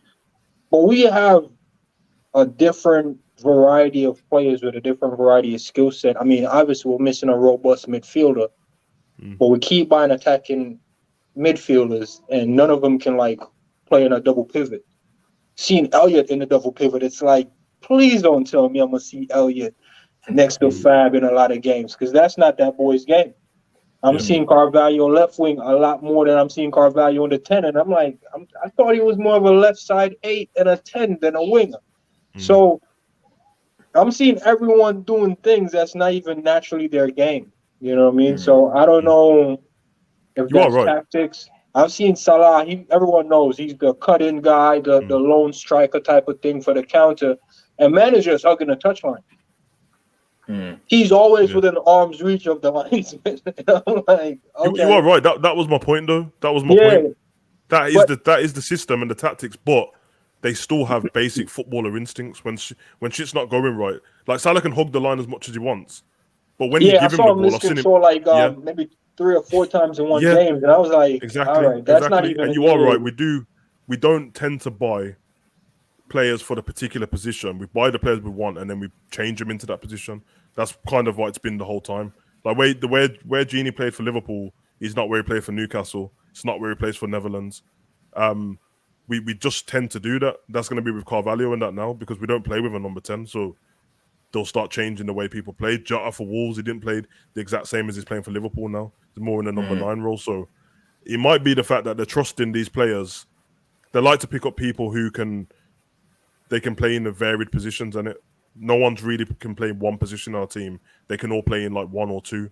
Because Jota can play off the left as well. Nunes, to be fair, he played off the left most of the time for Benfica anyway, and he can play in number 9. It was only really Bobby who we had as a false 9. Everyone else's position changed a little bit, but obviously Diaz plays different to how Mane played on it and to how Jota plays on the left. He plays like a winger, and he's on the wing, whereas Mane was cutting in on the right and moving around a little bit. So we're changing stuff, but we're trying to change it.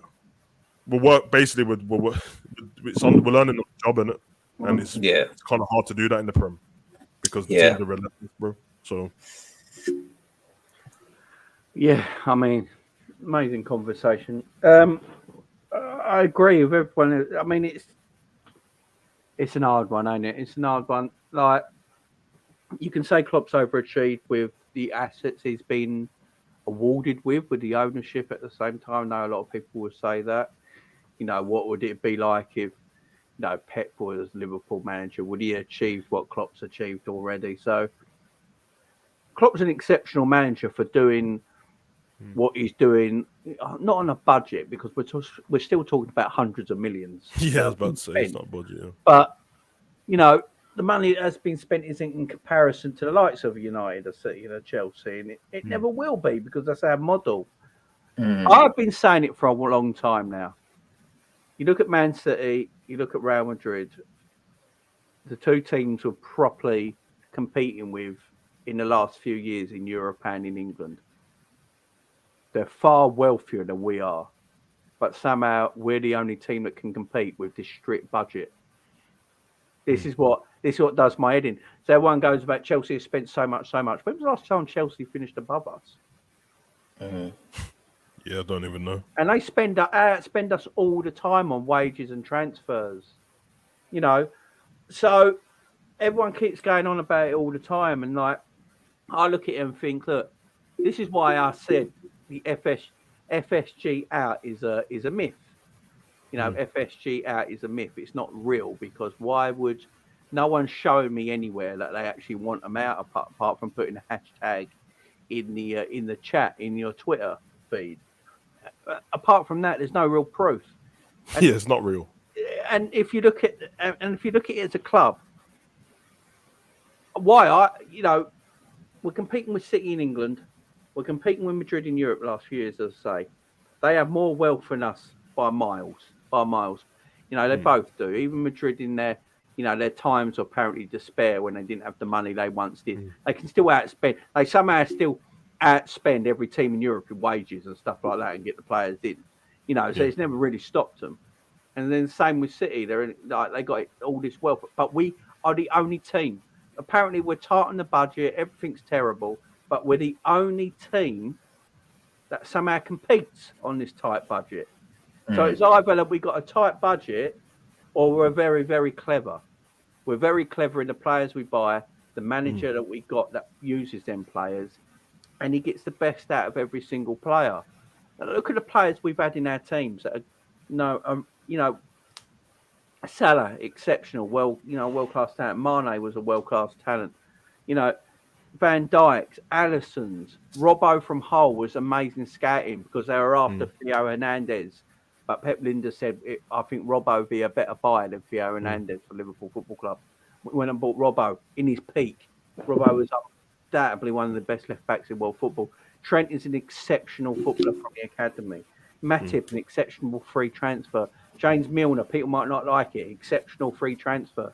You know, he came off winning the league with Man City, came to Liverpool for a free with all that experience, helped this team build. Jordan, you know, it goes on and on and on and on, and it's trying to go again now. The difference is now is everyone's problem is now that the whole Premier League is rich. The whole Premier League is rich. West Ham are buying players. Look at the players West Ham are buying. You know what I mean? They're outspending teams. Everyone's rich. But at the moment, the only team that is competing with Man City is apparently the team that has no money. Yeah. You know, so how's that? Got Remy is going to come in as well. Big up, Remy. How you doing? Big up, Remy. We got Remy. Man. My challenge. Remy, we can't hear you, mate. Right, can you hear me? Your mic is really, really low. It's really low. I don't know how to adjust that because I've really got a very serious subject to discuss with you. Yeah, try. No. Is the mic close to your mouth? All right. How about now? Can you hear me now? It's a bit better. A little bit better. You sound like you've been held hostage, big man. I like Remy. Remy's in the He chat. said he's got a serious question, so maybe he needs help. Yeah, Remy's in the chat. Remy's always in the chat. He's good. I like Remy. Yeah, can you hear me now? Yeah, go on, Remy. You talk. Yeah, we'll keep quiet, Remy. You talk. Go for it. All right. This is what I want to say.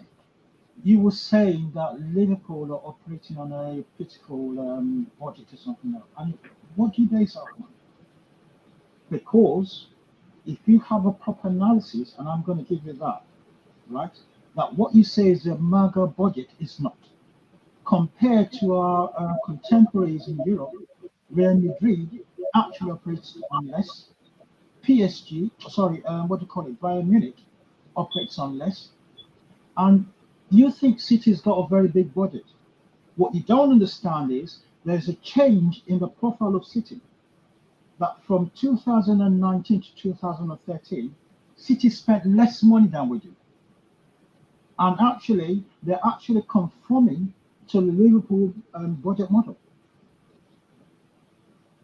So what I'll do after this thing, I'll post the facts to you. And what I'm going to do, I'm going to post every transfer history from 2010 that FSG took over Liverpool, compare that to City. And I'm just going to give you a simple statistics. Most people tend to think, oh, City is popular run than Liverpool is rubbish. First fact, if you go to the network of clubs, the first one is Real Madrid, the second one is Barcelona, third one is Manchester United. Get who's in the top position? Liverpool. We're higher than City. If City were properly run, how come Liverpool is higher on the network of clubs than City? It doesn't make any sense. And in fact, give you statistics based on the number of major trophies City have won compared to Liverpool. Liverpool actually have a lower figure than City, which means, let's say, you need about £100 million to win a trophy. If Liverpool had 100 million, City had 150. Interesting. Yeah. And you see, a lot of the anti-FSG thing, they come up with things that they don't know anything about. And this may sound very, very harsh. I'll give you an example. Right?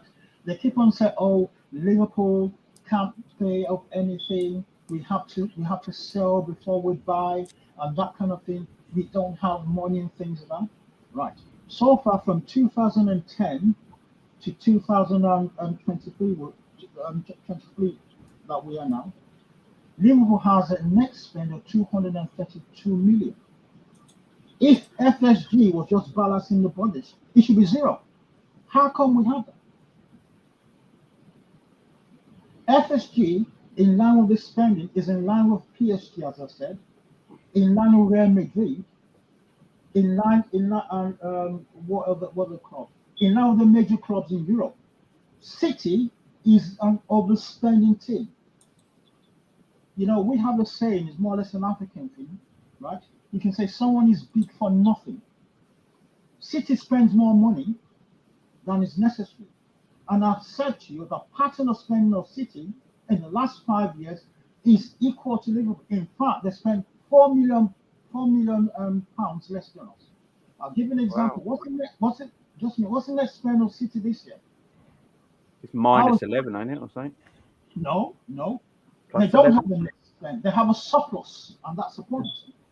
Which means they sold more players than they actually purchased, and they have an investment in the team was nil.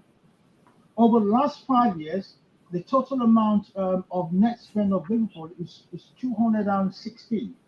City is 212. The last 2 years, Liverpool's net spend was 60 million, City was 27 million. What I'm saying to the trend in the last 5 years of cities is conforming to the Liverpool pattern. The only team that's overspending is Man U.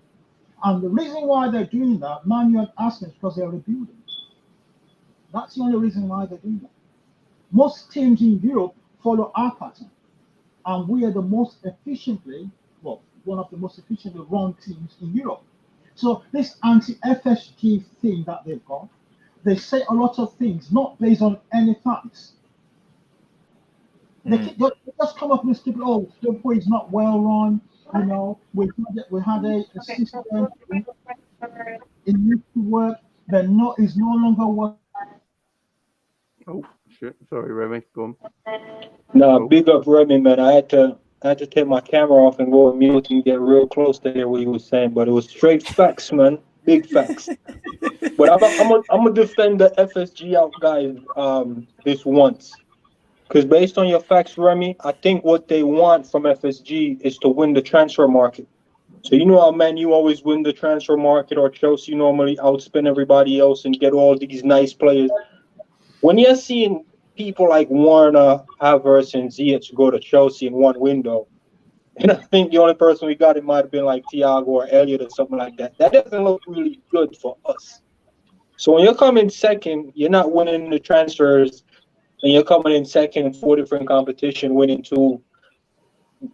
I guess the FSG out guys kind of feel a little way like, man, we're not winning any trophies or a lot of trophies. At least let us win the transfer market. That's the only thing I can take, because I haven't given them all those facts, but I've been telling them, man, FSG is not the problem, and they just don't care. Yeah. Well, FSG are the same owners that put us on this pedestal, brought us to the peak. That didn't happen by fluke. That happened by judgment. That happened by analysis, getting the right staff, both coaching and playing staff in. So the people that criticize FSG, for me, are the ones that stay quiet when this team are so successful, competing for titles. And the minute we lose, or the minute we drop a little, we're talking 6 games. The start of this season, 6 losses back here a couple of years ago when we had the crisis in defense. That's when we start hearing about it. And I tell you this for now, right? This Liverpool team will get their act together, and they'll go on a run, and they'll win games in the future. No one will talk about FSG. No one will talk about them. Like, we need to accept that FSG have given us the players and the staff to compete for every trophy. Beyond that, it's not their fault what we achieve. This squad and these coaches and this manager competed for 4 titles last season. They won 2. This season, we can win more titles, right? We started badly, but we can win titles. Whether we do or we don't is down to the players and the coaching staff for me. Because, like I said, I assessed the 25-man squad, and I believe they're capable from what I've seen. So I don't understand why we can keep going back to FSG when we start losing 1 or 2, not even losing, drawing a few games. It just seems crazy to me, It's not as if we're not finishing 4th. We're 4th and getting 70 points. We're coming second and missing out by a point, having got 90 plus. I mean, Jesus, there was no FSG out in the last game of the season, and a few minutes left in that Real Madrid game. I didn't hear it, bro. Then these like just as soon as you drop points, they finish every sentence with hashtag FSG out. Not even that. It's as soon as a team signs a player that the fans talk about. Yeah, it's facts, man. It's weird, bro. Have you seen some of the players that some Liverpool fans wanted that have gone elsewhere and been absolutely trash? You can say name, Jamie Daka. You can say it. Yeah, I mean, that's not. Do you, what's his name? Who went to Chelsea from Atletico Madrid? So Oh, Saul. Yeah. So Everyone was like, you got to get Saul. Look at his quality; it'd be perfect. Dog shit. You know, he's done Werner. well. Werner. We wanted Werner too. Maybe our recruitment maybe know what they're doing.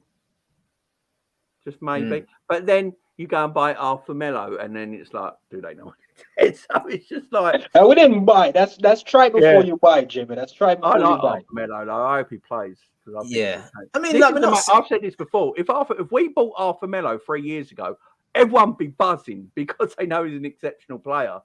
Now we buy him, and everyone's like, "Oh, are we too good for that sort of player now?" That is how far we've come from. I don't know how we can be too good for Arthur Mello when he's better than some of the players we've got already. Exactly. Remy, I can't bring you back in, mate, because it says your device is not connected. Like I don't get it at all. If this geezer's better than some of our players, then how is he not good enough to play for us, bro? I think madness, bro.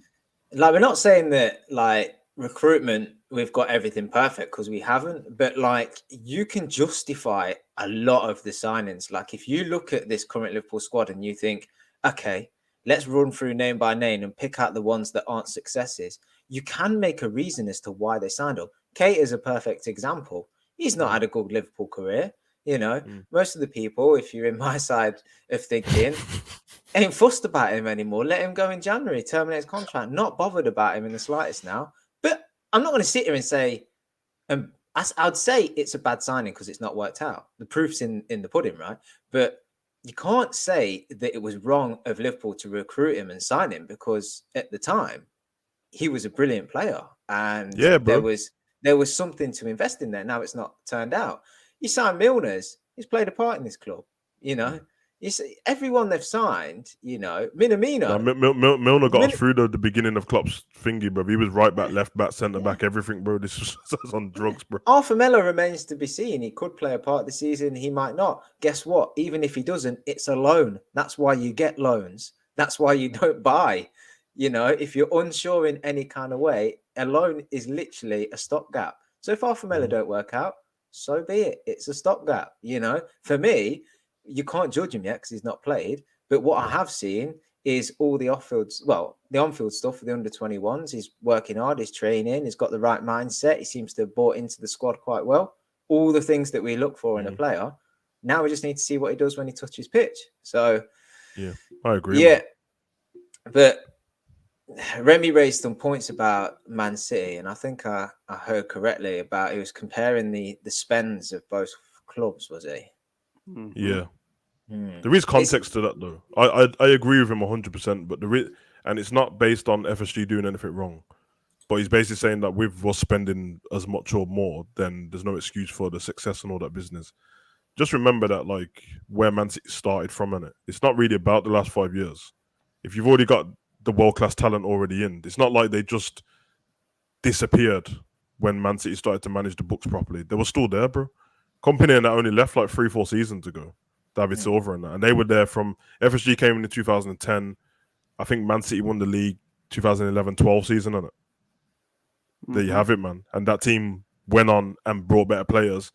We were starting at a deficit to them already, which is not their fault. Like, that's why I never bring up, no one's ever heard me mention Man City's money once, bro. I don't care. I said that they're the best team. It is what it is, isn't it? But there is a deficit that you're working at, bro. It's like if a man's already hench and then both of us get on steroids. Well, the one who's already hench is going to get bigger than me, and it's just what it is, bro.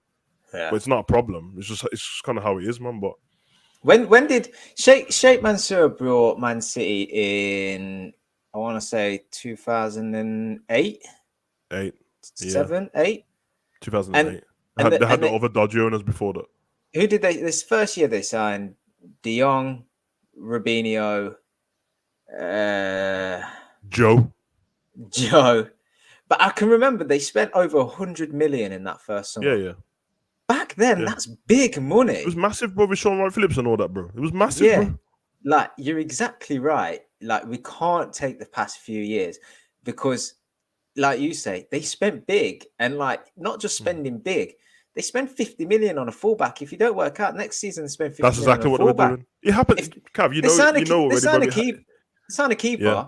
don't work out, sign another keeper. Do you know what I mean? Yeah, yeah, yeah. Signed Aguero and David Silva, players we were in for, but they cooped them based on the finances. I Like just need we to- can't disregard all of that. No, I just need to say, Alec, when I was saying about our recruitment, know what they're doing. You said brought in Davies and Kabak. You're right there. That was poor, but Yeah, that was poor. You are allowed mistakes. I mean, Yeah, of Alex course. Ferguson, one of the greatest managers ever, bought some really dud players. You know, it just, you know, Jemba. You know, Man like Bebe and that, bro. Kleberson. You know, it happens. You buy some bum players, and it happens. Look, we all know Jurgen Klopp wanted Kanate in January because he was in the Champions League still with Yeah, that's Leipzig, true. and it was in Leipzig. It was actually in his contract. If he was still in the Champions League with Leipzig, he can't leave in January if a team comes in for him. That's why we got him so quickly. But in the summer, no, we bought him so quickly after the season finished because we always wanted him in January. That is why they never went and bought a proper centre back that would compete. Yeah, because people were talking about Militao at the time, innit? Yeah, because you'd have Van Dijk, Gomez, Kanate, and Matip, and that'd be your four centre backs. Unless you're playing a back three, you don't need more than four centre backs as your first team. And then you got, you know, Nat Phillips as your fifth choice if there's a play you need to bring in. And I think that's why they saw it as a thing that we don't need. We buy someone in now January, but we really want to get Kabak in the summer. We're going to have to let someone go, and we don't really want Kabak go to Norwich. Yeah, and Kabak went to Norwich. And we don't really want to get rid of Gomez, and they showed that by signing. He signed a new 5-year deal. No one's getting rid of Matip, and no one's getting rid of Van Dijk. So I can understand they messed up a little bit. They should have just bought no one, in my opinion. They should have just left it and gone, look, the statement is we want a certain player. We can't say him by name. We want a certain player, but he's tied down because of laws in his contract. Can't let us sign him. And we just leave it. Because PR as well to that, innit, Dodge? We didn't play any of them. Yeah, it's PR. It's PR, bro. Because the Ben Davies one, it seems like they got him in to make a profit off him and sell him somewhere else. But to the Liverpool fans, it's like we've got someone. He's just injured, and everyone did get a bit more quiet when they came in, and then we seen Kabak on the pitch and was like, Jesus Christ, bro. But we were so invested in the season with what was going on. Remember, the world was in a shaky place as well. Let's not pretend like it was all FSG's fault, bro. People were dying around the country and that. So it was in a different place at the time. Didn't work out in the end, and then you know what I mean. But we had just remember we brought bad boys like Taki and that, bro. Taki, he came in, got his trophies, and left, bro. That's a bad boy right there. You say, Savage, though, that it didn't work out in the end, right? But let's say we had signed, everyone wanted Coletta Carr, right? And there's a few other names. Say we signed Coletta Carr, right? Where would Liverpool finish that? Where would they finish that season? The same position. Probably the same position. Probably the same. Do you know what I mean? Probably like one thing you can't do, right? You can disagree with the decisions the recruitment FSG made. What you can't deny is how smart they were, right? Because they took a chance. That's what I'm saying. I rate it. Football is always about chances and risks. You can buy the best players in the world. Doesn't mean you'll win every single title available. Just doesn't work like that. They took a chance on the defensive crisis. They got top four, right? Liverpool, for me, weren't going to get much higher than that, even if they brought a centre back in. So guess what? They took a risk and it paid off because they managed to still get Champions League football. On top of that, they got 2 loan options, which that's what loans are for. They're stopgaps, right? They were in a crisis. Every club knew that Liverpool needed defenders, so the fees went up and they refused to pay it. That I like, so we don't get spun on every transfer going forward now because people know that we're resilient with our costs, right? And they signed frigging Davies and Kabak, like you said, that shut up the fan base. They literally ticked so many boxes in January in the middle of a crisis. During, like you said, a COVID season, I think that was when did Klopp lose his mom in that same period? So much going on, and they made decisions that ticked so many boxes, shut so many like fans up, right? Satisfied people. I would say they were so clever as to in creating that freaking Kabak song and pulling it out on like social, like some form of like Bro, they're incredible, bro. They did what the Glazers do to Manu all the time. As soon as Manu fans start talking, they just throw someone at them. Yeah, have Casemiro shut up. See any Manu fans with the Harry Potter flags? No. This is what happens. They got Anthony, and all of a sudden it's like, yeah, the gold and green scarves. Let's put them away for a bit because we've won 4 games in a row. This is the difference. He'll come back. Though. Liverpool will look at a player. Mm. Liverpool would never buy Anthony for 100 million because, in their opinion, Anthony's not worth 100 million, and he's never going to get to that 100 million transfer that you're going to get money back on a player. Because let's face it, FSG do look at a player, and when they look at a player, they do look at what that player can give you for so long and what potential they have to make you if they have to let you go, right? I would say that's smart business, but who am I to know? But, we've done it before. We wouldn't buy Anthony for 100 million. We would be like, no, we can find another right winger somewhere in the world for like 30 to 40 million that we can eventually sell on for maybe 50, 60. But gives us a good few years of, like Salah did. We bought Salah for 34 million. When the same season Arsenal went and spent more money on a German centre-back than we did for Mo Salah. You know what I mean? And, and now, I reckon 2 years ago, if you were going to sell Salah, you'd probably get 150 mil for him. Yeah, because Jay, there's two for FSG, and I really believe this. There's 2 ways of them making money back from investments in it, which is smart. They either get someone in who Klopp shines up and brings them into the club and makes them a great player, and they either stay, win stuff with us, which earns us money, and that's how they get the money back, or they get better than they were, and we sell them on for a profit. Either way, it's fine by them. So if somebody said, "Oh, you can't afford to lose Mane for this much money," okay, but when you look at what Mane's done for the club and everything we've won, they can, because he's already made the money back for them. He made it back ages ago. Everyone's still looking at what Mane is and how everyone's valued him, but realistically, the Prem, all these trophies, he's already won it back. Same with Salah, bro. If Salah was going to end up going and didn't sign this contract and he ended up going for flipping 3 or something like that, they wouldn't have liked it because they know they could still cash in for him. But realistically, they've made the money back on Salah ages ago, bro. Yeah, it's just what it is. It's smart business, bro. People don't like it, but if FSG was so rubbish, then why would everyone be copying the model now? Everyone's trying to do what FSG did. That's what when Remy was saying about the Man City coming around to Liverpool style of play and the way we work and stuff. It's 100% true, but that context cannot be lost. That we were at a deficit already when we started to do what we were doing. Man City's team was already way better than us with world-class players. So it's just going to happen because they all had 10 years in them. You know what I mean? Like, Company that left. When did Company finish 2019? Bro, that's not even that long ago, bro. David Silva and all that. These are world-class ballers, bro. Aguero. They got everything out of them, and that's what Man City do. They get everything out of the player, and then they let them go. They don't need to wait for them because they're like, you've done enough for the club. It's kind of what we ain't got round to that cycle yet, but that's going to happen with some of our players as well. They're not all going to go for money. Some of them are just going to get to the end of their contract. Yeah, and we're going to say, you've been a great servant to the club. Yeah, you've been a great servant to the club. You can go. The thing is, like, they're gonna constantly be looking at the football landscape and assessing other clubs. Like Jamie mentioned earlier, a lot of other clubs in the league are spending money now. They're going to look at the rise of Newcastle. They're going to have Super League in the back of their head.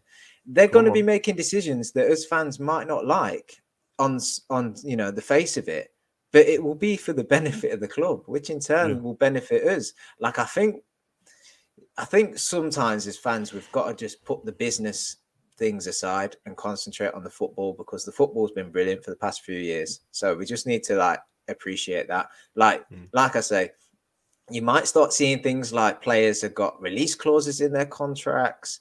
They might go on massive wages, and then everyone will be like, oh my God, Liverpool got huge wages, we're overpaying, but there might not be so many bonus incentives. That's what City done with Haaland, bro. We're the fourth highest wages in Europe, in the country. Yeah, but these things will change, and fans will assess it on an individual level and probably criticize it. But what we've got to recognize is they understand the finances, they want to be successful, and they're planning for the future. And the football landscape is changing.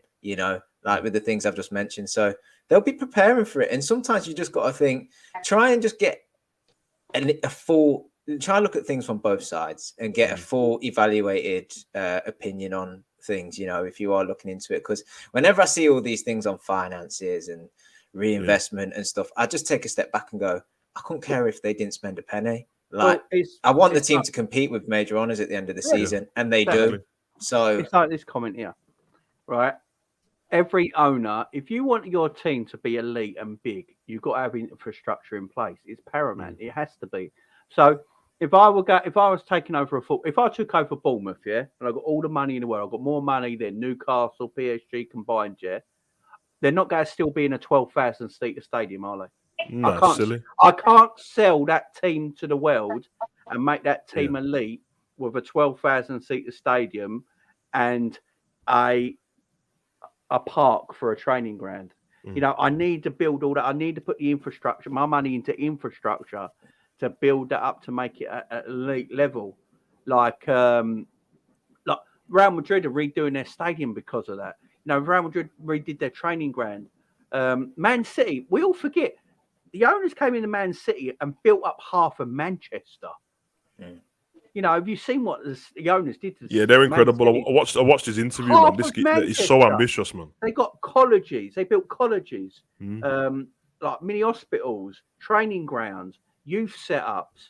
You know, and it's massive. And because you need the infrastructure in place. No, you have to have infrastructure. Once the infrastructure's there, what happened is the team will start winning. You'll get better, and the money will come into the team. And I really don't care about this thing, like Cav said, about if my owner spends money on transfers. The owner that spent the most money on transfers in Europe is the owner of Inter Milan. Inter Milan are now in money issues. Yeah, and that don't bother me. Look at Man United. You know, they spend more money than any team in Europe, and they've got the highest wage bill in Europe, yeah? None of that comes out of the owner's pockets. And as you say, all Man United fans have gone really quiet in the Glazer out stuff. I honestly don't think the fans that are FSG out would be so against the owners if, in their opinion, they released more funds to Jurgen Klopp. So if they released, that's all the they released, because there's not a lot else you can moan about, because all I ever see about the ownership that everyone moans about is transfer and wages. Yeah, that's it. If you take the rest of it out, there ain't a lot about the ownership to get upset and moan about, because it's not like they're sacking Jurgen Klopp, is it? It's not like, you know, Jurgen Klopp had a bad, because you know the year we had a bad year and we finished third in that COVID year. If he was Roman Abramovich was his manager, Klopp would have gone. Yeah, facts. Klopp would have gone. And he's still here. And I keep saying, is Klopp, who else you gotta get in? Like, when he goes, finding a player, find a manager for the specific way FSG run a football club has to be so correct. It's not like Chelsea when Roman was in charge and he can throw his own money here, there, and left, right, and centre. It doesn't matter who they get in because the model keeps going because that's their model, and you win. With FSG, it's a bit tighter, a bit stricter, a bit, you know, it's not relaxed. It's spending, like, here goes, you know, do what you want. You have to get the right person in. So at the moment, Klopp's the right person, and Klopp loves it. And it's FFP as well. Yeah. Everyone pretends like FFP don't exist. Exactly. That's why I said Chelsea next season. If Chelsea don't get in top 4, Chelsea ain't having a big splurge like they did this summer. You lot wonder why Newcastle's being so smart with their transfers, bro. They ain't stupid, bro. Chelsea will have to sell assets next summer if they want to do what they did this summer. Especially if they don't get in top 4. Todd Bowley spent this much this summer to get top 4 because he wants top 4. Because that's where the money is. Champions League is that guy's crazy, man. If he doesn't get that top 4 this season, it's going to affect Chelsea the following season because they'll have to sell some of the assets they got because they spent so much without letting a lot of it go, and they're going to lose revenue from not being in the Champions League. So that's why they should bring Lukaku home, man. Bring him home, bro. Because that's a massive asset you got chilling, bro. just to sort of add to like the Man City point, right? Because this is one of late that's kind of wound me up a little bit. Is everybody, well, not everybody, but I keep hearing about Haaland's such a fantastic signing. Man City have done so well to get him for like 53 million. Like the guy didn't cost 53 million. Like let's be real about it, right?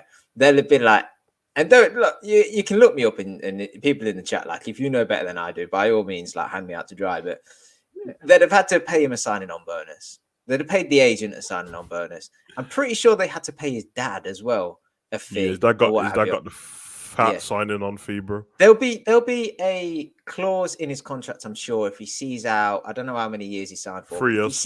If he signs that out, he'll get a big payoff, right? Yeah. But all that's fine because Man City are signing certain players, especially Haaland, differently to us. They have a quality squad. What Man City now need is coverage.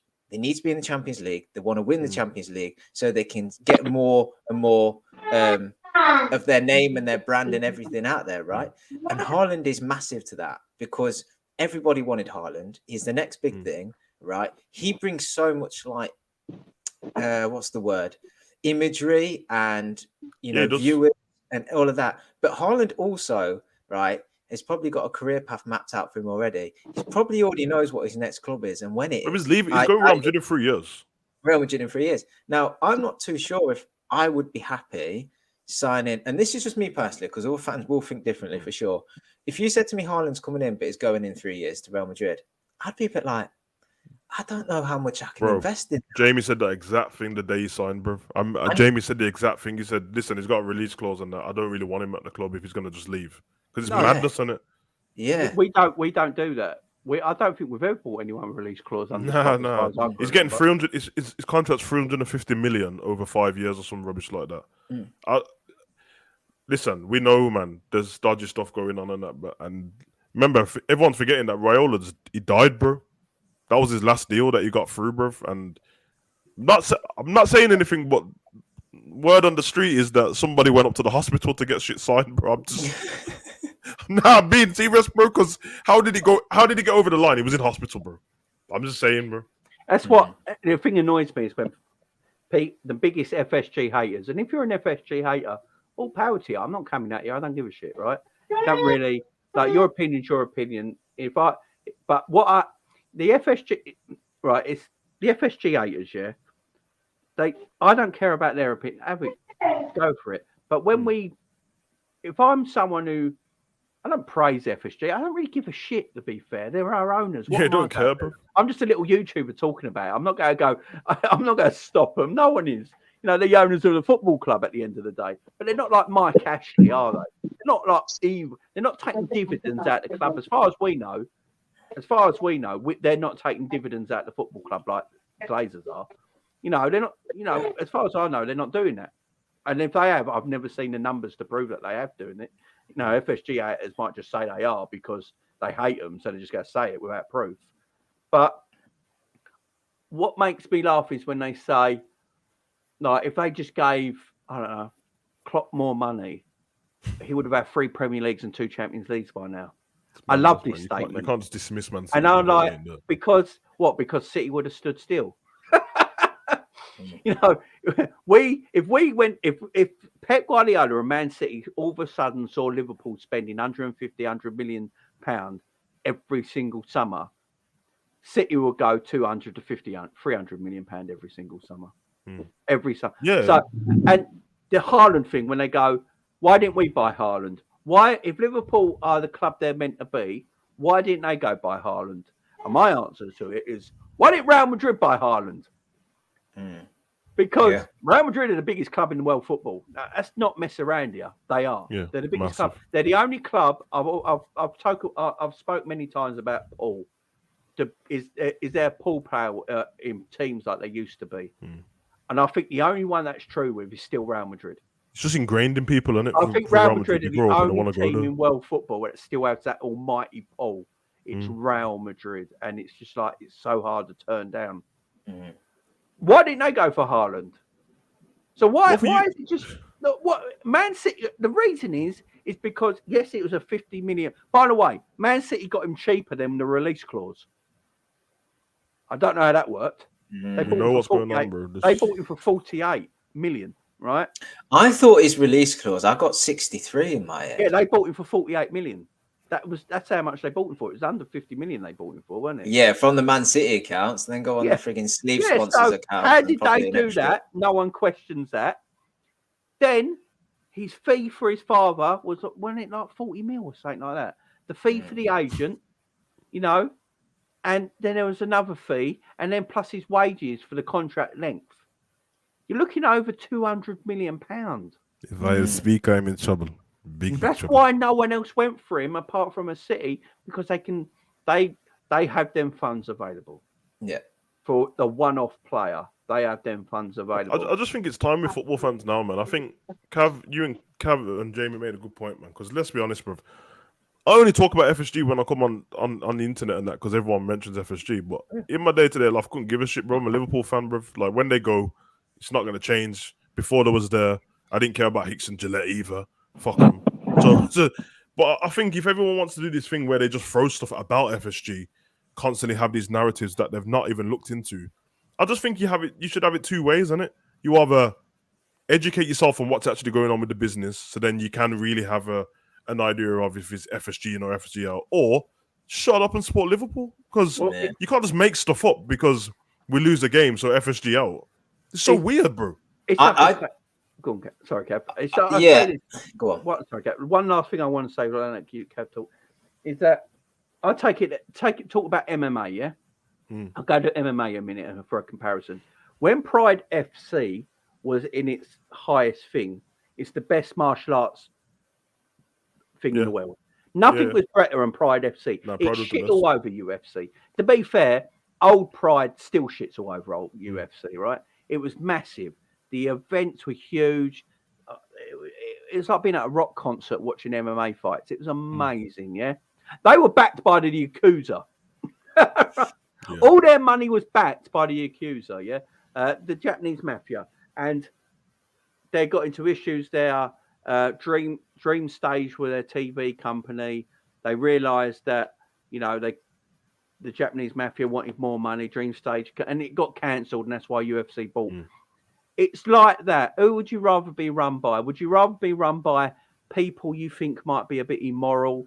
The money's coming in that's illegal, but we're buying £100 million players here, there, left, right, and centre. Would your big conscience be okay with that? And I'm not saying FSG are clean. That anyone who's a billionaire is tread on people. Let's face it. You've got to be a billionaire. You know, you're not smiling and being nice being a billionaire. You're treading on little people. That's the way it is. But would you rather that? Fuck a minute. There shouldn't be small, the little people. Well, but would you rather be that or be run like look? Everyone goes about like Newcastle and Saudi Arabia. Fake morals in our fan base, bro. Yeah, our fan base and our fan base don't have Arabia, morals, bro. Would you rather be owned? Would you rather be owned by FSG or Saudi Arabia? Guys, I gotta run, but let me tell you what the problem is, because I was listening to Key, man. I think it's the fact that people that live in Liverpool, I think they know FSG ain't really investing in the town or the city as much as them all money guys did. Because what they did at the city, I'm telling you, people in Liverpool has to be looking at them and like, yo, FSG they ain't building people up in the city Liverpool like don't want this. FSG out, bro. Scousers don't want FSG out, bro. This is an internet thing, bro. You go to Liverpool, they ain't no one talking about it. There ain't no spray painted walls and that saying FSG out in Liverpool. Nobody wants them out. The truth of the matter is, get the exact and correct figures out, right? FSG can build a frigging new university building, call it what you will, spend 70, 80 million on a new building in Liverpool. That would make more waves across the fan base than Liverpool as a club being successful and the amount of money then that creates for the city. Because I'm telling you now, one outweighs the other. The 100%. Success of Liverpool Football Club and its infrastructure in Liverpool, right, makes more money for the city than if they went out and built a new building or did something, invested in a park or did something around the city. I'm telling you now, it outweighs. But people won't recognize that because it's a byproduct of something else being successful. Do you know what I mean? So all this stuff that Man City did for their city, it's great, but it's also great PR. You know, these guys ain't stupid. Do you know what I mean? Yeah. And Cav, we know about PR, bruv. Cracked phone screens and that, bruv. We know about. You know what? I got to get into the FSG PR department, man, and spiffing up these internet guys and straighten them up. Yeah, man. Apply, bro. Send the email and that. Are we all forgetting? Are we all forgetting that Man City broke all the rules and got away with it? Just for the only reason they got away with it is that UEFA don't know how to use a fax machine. Yeah, that was Jamie, come on. It's 2022. We're going to pretend they don't know how to use the fax machine. Yeah, exactly. So we all know Man City cheated. They would have been banned from Europe for 2 years. And if they were banned from Europe for 2 years, the Premier League were investigated and they would have probably lost a couple of titles as well. You know, and they would have had a transfer ban and all that. But because of all that, look, this is what I'm saying. And it does look, Liverpool clean with their owners? Probably not. I don't think anyone's clean. But as I keep saying, apparently we're a tight ownership, but we compete with everybody. And only last season, as I keep saying, only last season, before the end of last season, everyone was saying this is the best squad we've seen in 30 years. So how can all of a sudden be shit? Yeah. The thing is, like, the people that are FSG out, I'd just like to know what they want FSG more to do. I'll tell you what it is, because I hear people say it all the time, and it makes no sense for business. I just want FSG to show a bit of love and give us some more money. Like, that's how business works. Show us love and give us more money. Why did I have to love us? What? They don't even support, bro. These man ain't Liverpool fans, bro. What are you talking about? Show us love and give us more. First of all, there's FFP. Second of all, this ain't baseball, bro. This ain't NASCAR. This is football. To them, it's a business. Well, it's like Amazon, yeah? It's like They've already fingered, innit? They've already compromised because, you know, they didn't get their Super League, so they're pissed. So they're like, listen, don't be asking us for money because we shut down Super League for you, man, innit? So just... yeah, it's so true. But it's like Amazon. You know that's coming back. Yeah? You know, what's his name, Jeffrey? Jeff Bezos, that's my guy, Jeff man. Bezos, yeah? Right? He owns Amazon, yeah? You talk to any Amazon employees, they fucking ain't working there.